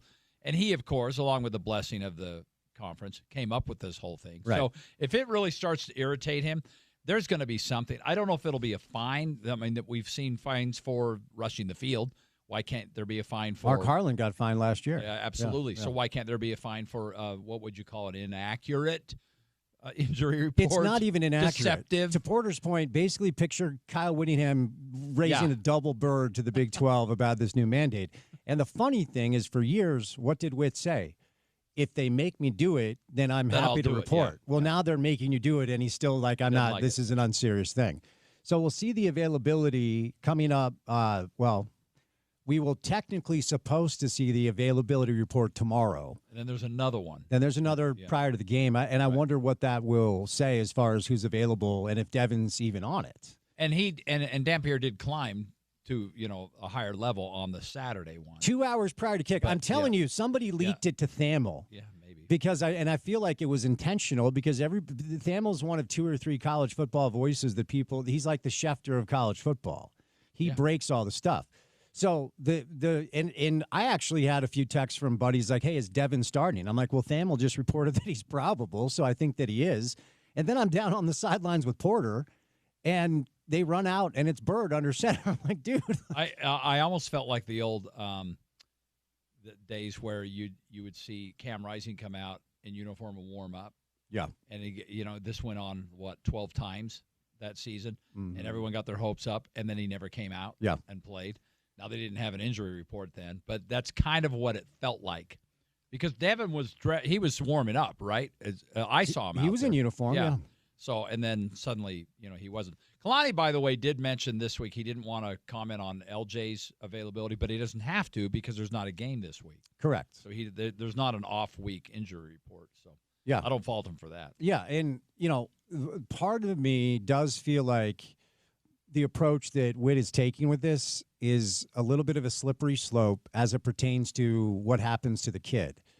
Because as, the Athletic did this big, and to Porter's point, the injury report mandate in no small part is as a result of the widespread legalization of sports gambling and degenerates that mortgage their house on a Utah football line because they believe Cam is playing. And then he sits and they lose, and some dude loses $50,000 or whatever is going to get on social media and attack Cameron for not playing. Right. That's what these injury reports are trying to eliminate.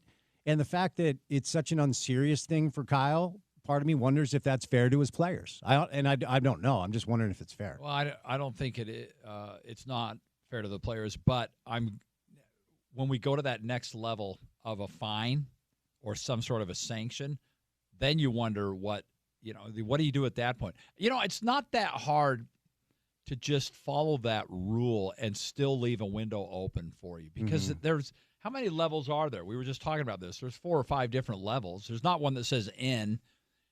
Every one of them have an element of that player not being available, even probable. Yeah. So why not just fill it out, put him anywhere you want? It doesn't matter. And then you say, oh, well, we decided to go ahead and throw him in because he was questionable and he looked fine. It's not that big of a deal. If it were one column that's either out or in, then I get it because now you're totally tipping your hand. But there's so many different levels of it. Just throw the whole team on there if you want, whatever you've got to, and then decide at kickoff. And it also comes down to another topic that's been widely debated by college coaches. I think it was I think I've heard Lane Kiffin and Lincoln Riley both say that there's no advantage to tipping your hand or not tipping your hand. Like they've always said, I'm fine, telling whoever who's going to play, who's not going to play. Witt, on the other hand, clearly believes that there is a competitive advantage to playing the cards close to the chest. I don't know which side is true, but that's what it comes down to. Kyle must think it gives him some sort of competitive advantage to keep this information private. It probably has a lot to do with what kind of a team you have. And Kiffin's got a really good team this year. So he probably feels like, here's who we're playing, and by the way, here's our first 5 plays, and they're still going to try to stop us. Yeah, kind of thing. That's just confidence is what that is. So I've referenced this throughout the show today and throughout the show this week, and the reason I keep bringing it up is I don't really know what to make of it, But if you look at ESPN's advanced metrics and how they rank college football teams, there are two metrics that ESPN uses that are outside of the AP poll and the coaches poll. So Cincinnati is ranked ahead of Utah in the AP poll. BYU ranked ahead of Utah in the AP poll, Texas Tech, etc. On Conley's S&P Plus, and one of the things he weighs is he calls it unlucky losses or lucky wins, right? Really? As far as his strength of what he believes the team to be. So Conley's S&P Plus has Indiana as the number one team in the country. Ohio State is 2. I think most people believe Ohio State's the best team in the country. But he has Texas Tech at 4. He has Utah at 7. And then he has BYU at 19. So what that's telling you is Bill Conley's metrics that measures luck and lack of. BYU's a combination of good and lucky, which I think is pretty accurate. But Utah at 7 with 2 losses and BYU at 19, I find really interesting. So he's saying that their losses to BYU and Texas Tech were unlucky. There's portions of it. I mean, it's hard to say. I mean, we do forget revisionist history. BYU Texas Tech for 3+ quarters was a rock fight. Yeah. But then they pull away, and I use this line all the time. The great thing about sports is we have a scoreboard, okay? So you can't run from a 34-7 loss. But throughout the course of a game, there are nuanced, contextualized situations that are fair to bring up. So against BYU, it's fair to bring up they outgained them, more passing yards, more rushing yards, but 12 turnovers, 12 penalties, 2 turnovers, some fourth down calls that didn't go your way. What Conley is saying is head-to-head, he still believes Utah is a superior team to BYU. Well, there's some people believe that if Utah and BYU played 10 times in a row, Utah would win 7 of them. I think this year on a neutral 8. field, I kind of feel that way. So, but now take the BYU side of that. 2 weeks in a row, they had a bizarre punt play go their way. The one against Iowa State was that one against wild. Iowa was nuts. I mean, that guy had no idea, and it kicks the back of his foot. Yeah. I mean, it just so there's an element of luck involved there. I'm not taking anything away from Satawala's interception or theft. That kid is good. Bountiful High, baby. Yeah, that's let's my go. guy. He's good. Yeah, you and me both. We're both Bountiful grads. Yep. You know, Go Braves. Indeed. So I could see that element there. They were down big to Colorado. I'm trying to remember back if there was something weird that happened late in that game, but so I understand that. I think that's fascinating. Yeah. The luck quotient or whatever he's calling that is very interesting. And that now that you throw those numbers out, that doesn't surprise me all that much. Well, and I want to be clear. I'm not taking BYU's 19-2 in their last 21 football games. Absolutely. Not taking anything away from that. They're 8-0 this year. They're 5-0 in conference. That's not fluky, but however you want to describe it, if you're living right on and off the field, whatever your deal is, it's undeniable that BYU is both a combination of very good and very lucky. They just are. Let me tell you this. If they, after this bye, go into Texas Tech, win a 10 a.m. game, by the way, and get to 9-0 with their toughest games behind them, then you almost have to start thinking a run in the college football playoff. Well, that's maybe not a run, but that's where this gets interesting, because if BYU and they were able to avoid the rivalry week hangover that got them last year. They came up here, they beat Utah, went back home and laid an egg against Kansas, then lost to ASU. The fact that they went to Ames and answered the question, like, no, we are able to handle our own success. You have to characterize them as for real. And if they go beat Tech in their stadium, phenomenal. And, they've got some interesting, tricky, potential roadblocks. It's not just Tech. They get TCU at home. TCU is one of these bipolar teams where 1 week they score a ton of points. They are 6-2. They're 3-2 in conference. Like, they're still alive. Then they're at Cincinnati. They close against UCF, and UCF stinks. But that Cincinnati game could be a tester, though. There's a pathway, certainly, for BYU to go to Arlington. And I am very curious. And I always say this about Utah 2004, 2008. Utah 2004, in my opinion, is the best college football team we've ever had here. And that year, I would have loved to see them against, I think somebody it was better than Auburn, USC were the two. I would have loved to see that team play one of the best teams in the country, because they smoked Pitt. I was there at the Fiesta Bowl. So were you. It wasn't even close. 2008 beats Bama, obviously. But I want to see what BYU looks like against an Ohio State, against an Indiana, against one of the best teams in the Big Ten of the SEC. And you mentioned, though, 19-2 in the last 21. And don't forget, you were talking about those 2 losses after Utah last year. That Arizona State game, file that under one of the unlucky situations. That game got weird at the very end of that one. So they have proven it over the test of time, no doubt it out. But I was looking at one of the potential matchups, and it was Ole Miss. Now, how much would you love to see that, to get that kind of a test for BYU in the college football playoff if that were to happen? Ole Miss, S&P Plus, they're at 10, and Utah's at 7. They're 7-1, which is interesting. I mean, just look, and these advanced metrics, take it for what it is. I just find it fascinating that these guys that are going into the weeds on this. Let's see, on the FPI, the Ole Miss FPI is 12, Utah's 11, BYU's 16.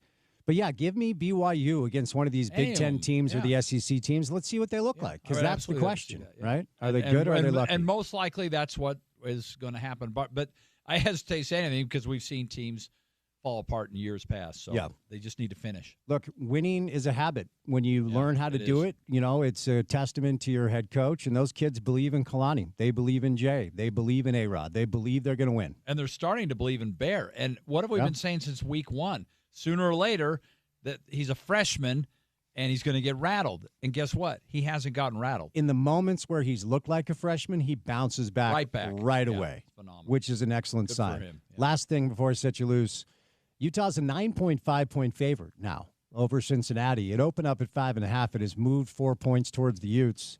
Do you think they get it done? College game day is in town. You think Utah gets it done? I really do. At home, I think that it's not going to be a Colorado. I think we all know that. Yeah. But winning at home is just they just play better there. They didn't for the longest time. How long did it take them to get a Big 12 win? A couple of years. But that was not a very good Utah team last year. But I really do. I think the Utes take care of Cincinnati. I don't think they'll kill them, but I think it'll be a good game, and I think they'll win it. Well, let's hope so. The past, I think 6 times, either game day or big noon has been involved in a Utah football game. They're 1-5. Has not gone well. Yeah. Well, it's a little better that the game is 10 hours removed from the show. Sure. So maybe that helps a little, or 8 hours or whatever. When they go right from that big noon thing straight into the game, that's a lot. All right, what's coming up on Talking Sports tonight? And I will see you on Thursday. Thursday, 5 Questions with Spence. You know, I'm excited about tonight. It's Tuesday, Talking Jazz. We do Talking Jazz every Tuesday. You know that. You invented the show. I did. Lauren Green is joining us this year on Talking Jazz. Lauren's very good. Will be her first one. She's terrific. Yeah, she's very smart. And excited to have her on. So there you go. Okay, also, buddy. the Mammoth play tonight. Could they make it 8 in a row? Tusks Let's up, go, Dave. Baby. Tusks up. Tuskies. See you on Thursday, okay? Okay, bye. Dave Fox, Talking Sports. We'll catch a break. We'll bring you the 5 o'clock hour of the program. Coming up on the other side right here on ESPN 700.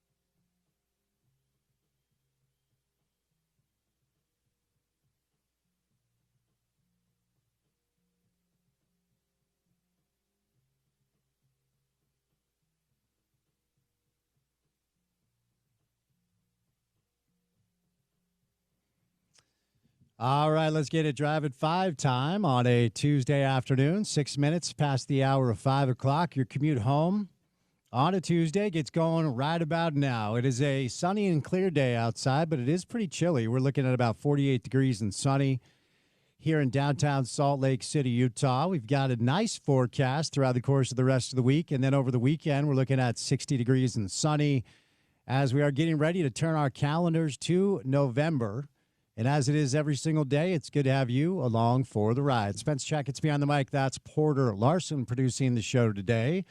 We've had a fun show. All of our guests have been live in studio, which always is fun. You get a little FaceTime with our friends, Chris Kamrani and JP Chunga, Andy Larson and Gordon Monson, and Dave Fox.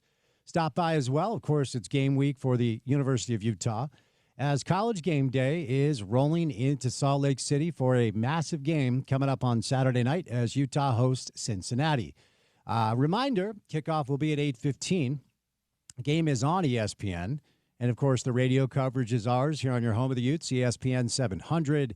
Porter Larson will have pregame coverage for you beginning at 4:15. Porter, do you know who your co-host or co-hosts, plural, will be on Saturday afternoon starting at 4:15? Trev will be in the house. I believe we'll have a chat at some point with our guy Andy Phillips, and we'll go from there. It's kind of always a random assortment of former Utah players, whichever ones are willing and able on the weekend. But yeah, as of now, for sure, Trev, and that's been plenty entertainment enough so far this year. Yes, Trevor Riley is must-listen-to radio. If you guys haven't heard his hits on this show or the pregame show, I would encourage you to check it out. Some news broke earlier today as the head coach of Cincinnati said he expects his leading rusher to be out for the game Saturday night. Evan Pryor, when the availability report rolls out tomorrow, is expected to be listed as out with 66 carries, 478 yards. 478 yards lead Cincinnati.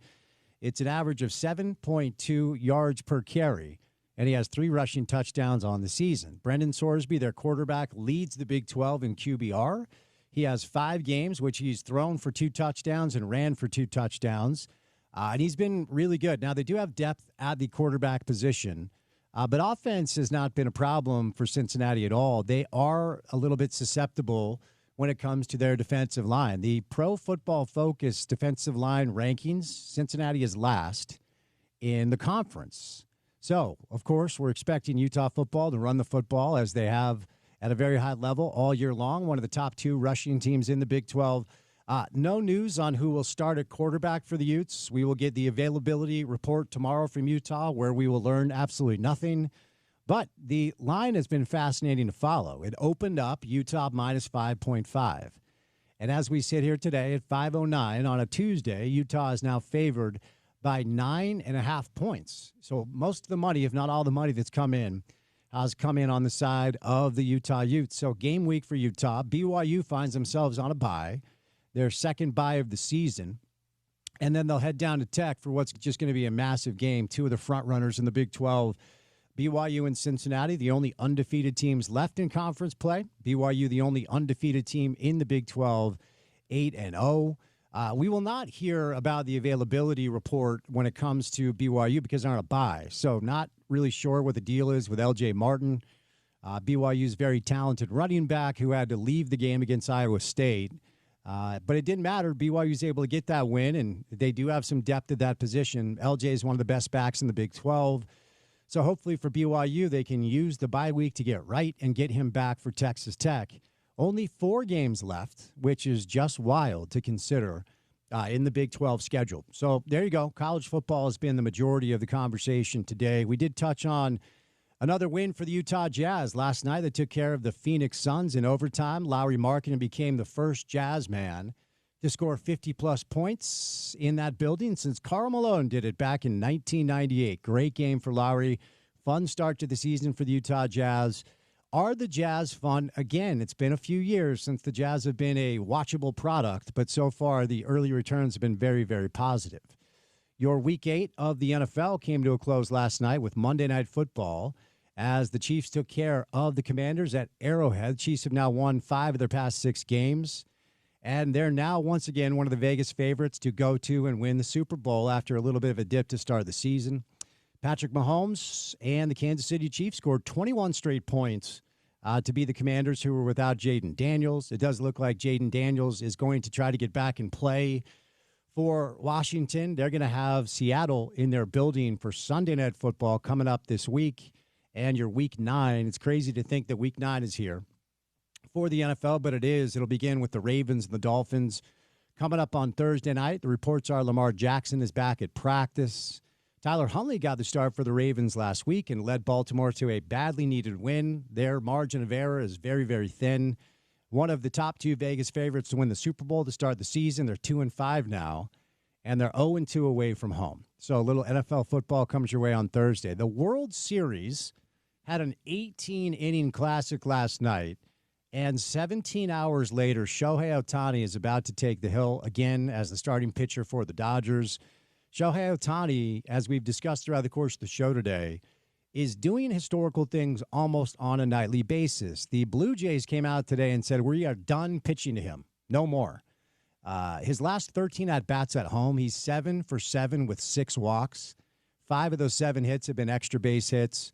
And he is just doing things on a level where it's probably time to say he's not just potentially the best baseball player of all time. He might be a generationally special just athlete existing across all sports and any sports. I do think the Dodgers are the best team in baseball. I think they've been the best team in baseball all year. And it's not just money, although that does help. And they take a 2-1 lead. They'll try to go up 3-1 tonight with Shohei on the bump. How about the Utah Mammoth? They are in Edmonton tonight for a 7:30 drop of the puck. Mammoth are the number 1 team in the Western Conference after running off 7 straight games. So that's something to keep an eye on. The Jazz will be back in action tomorrow, taking on Portland. And then I think it's a 5-game road trip. We'll hopefully continue to learn a lot about this Jazz team. So one more home game before they hit the road. Jazz have started the season 2-1 after their win against the Phoenix Suns last night. All right, we'll catch a break. College football comes your way coming up on the other side. We'll discuss Utah's game against Cincinnati, look back on Utah's loss to BYU, and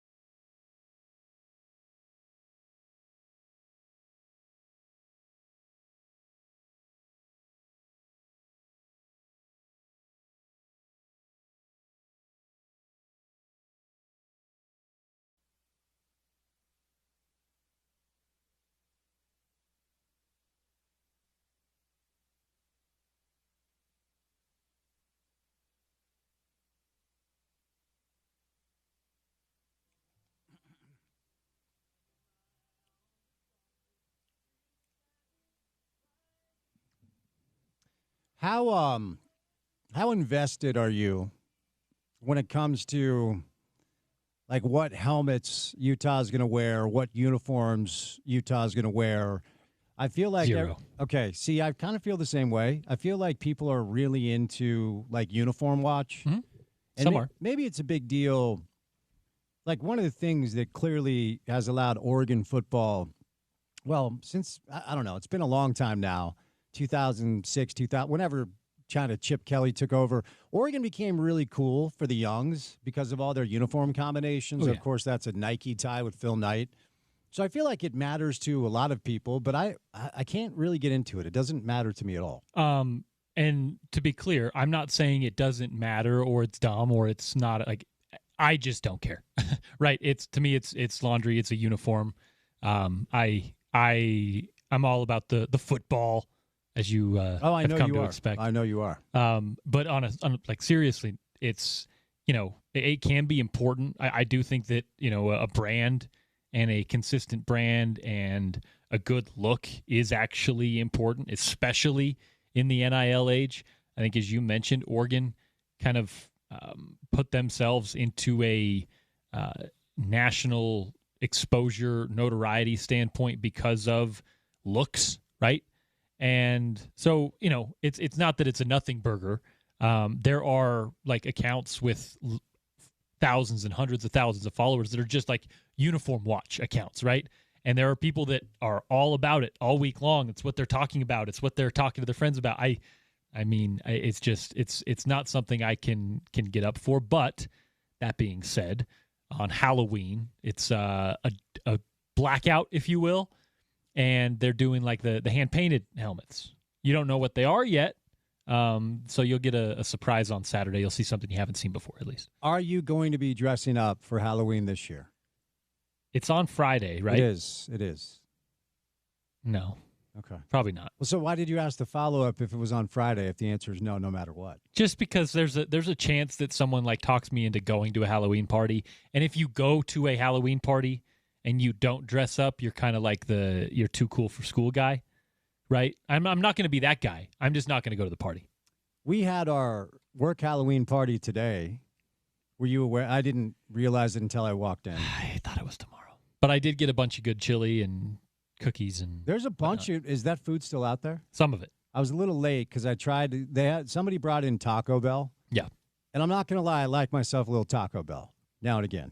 Guilty pleasure. Certainly when I was a college student, it was a frequent stop, although Del Taco's soft tacos are superior. If you get a little Del Scorcho sauce, oh, come on. And excellent.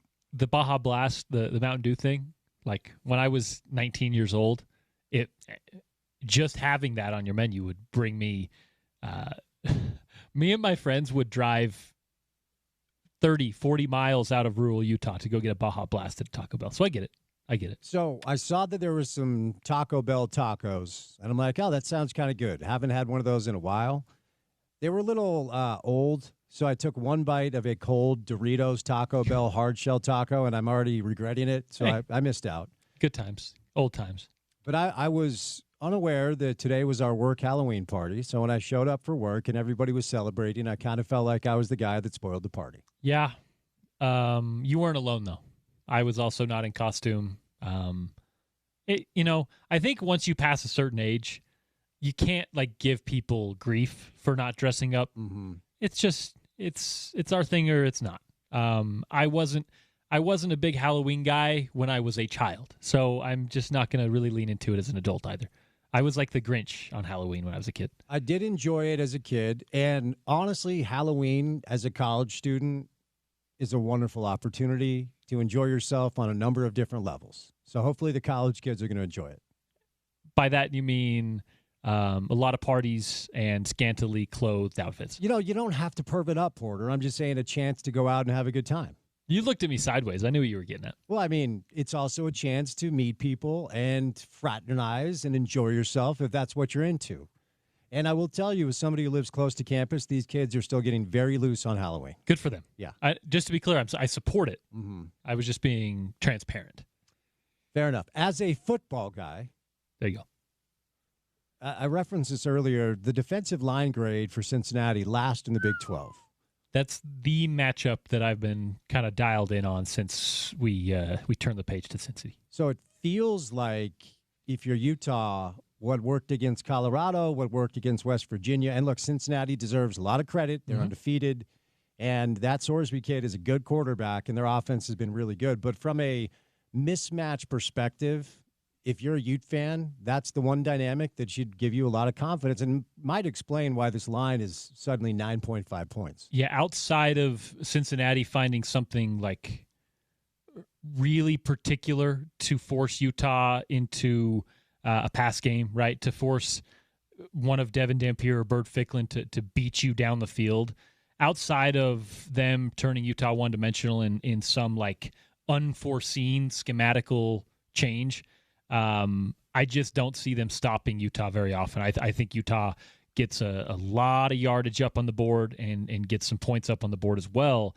The X factor is Utah's defensive performance against what you mentioned is a pretty legitimate Cincinnati offense. So we have the Kyle Whittingham Coaches Show coming up on the other side. Do we know which players will be alongside Coach Witt? Have we received that information yet? Good question.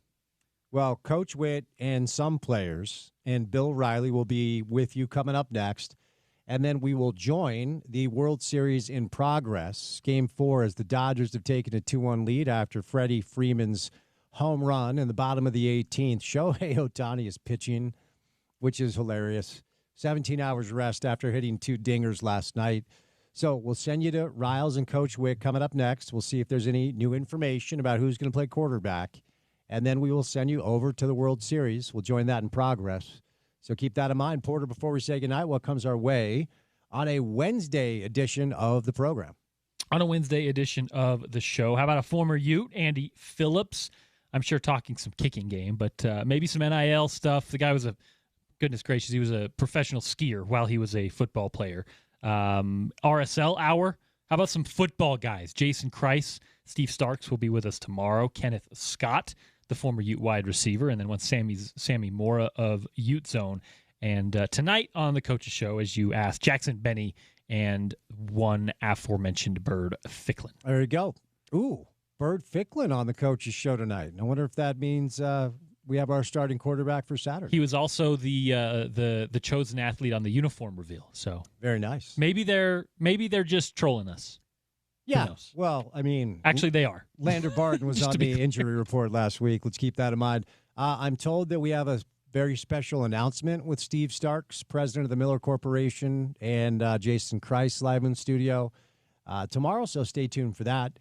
We will say goodnight. Special thank you today to Chris Kamrani, JP Chunga, Andy Larson, and Dave Fox. Gordon Monson, too. A lot of really fun friends in studio. Always good to see their faces and get their opinions on the current landscape of what's going on with the local sports scene. If you miss any of the sound from the show, you can go to our website. It's ESPN700sports.com. Make sure to download our mobile app and take us on the go. That app is available in the Google Play Store, the Apple Store for free.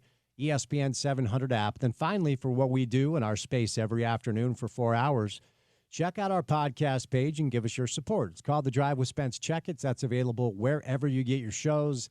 Please subscribe and rate, review. We all ask you to do it because it helps us when you do. If you say nice things in the comments and give us all the stars, we'd appreciate it. He's Porter. I'm Spence saying goodnight. Have a great Tuesday evening. The Kyle Whittingham Coaches Show comes your way next. Then we will join the World Series. Don't go anywhere. Keep it right here on your home of the Utes, ESPN 700.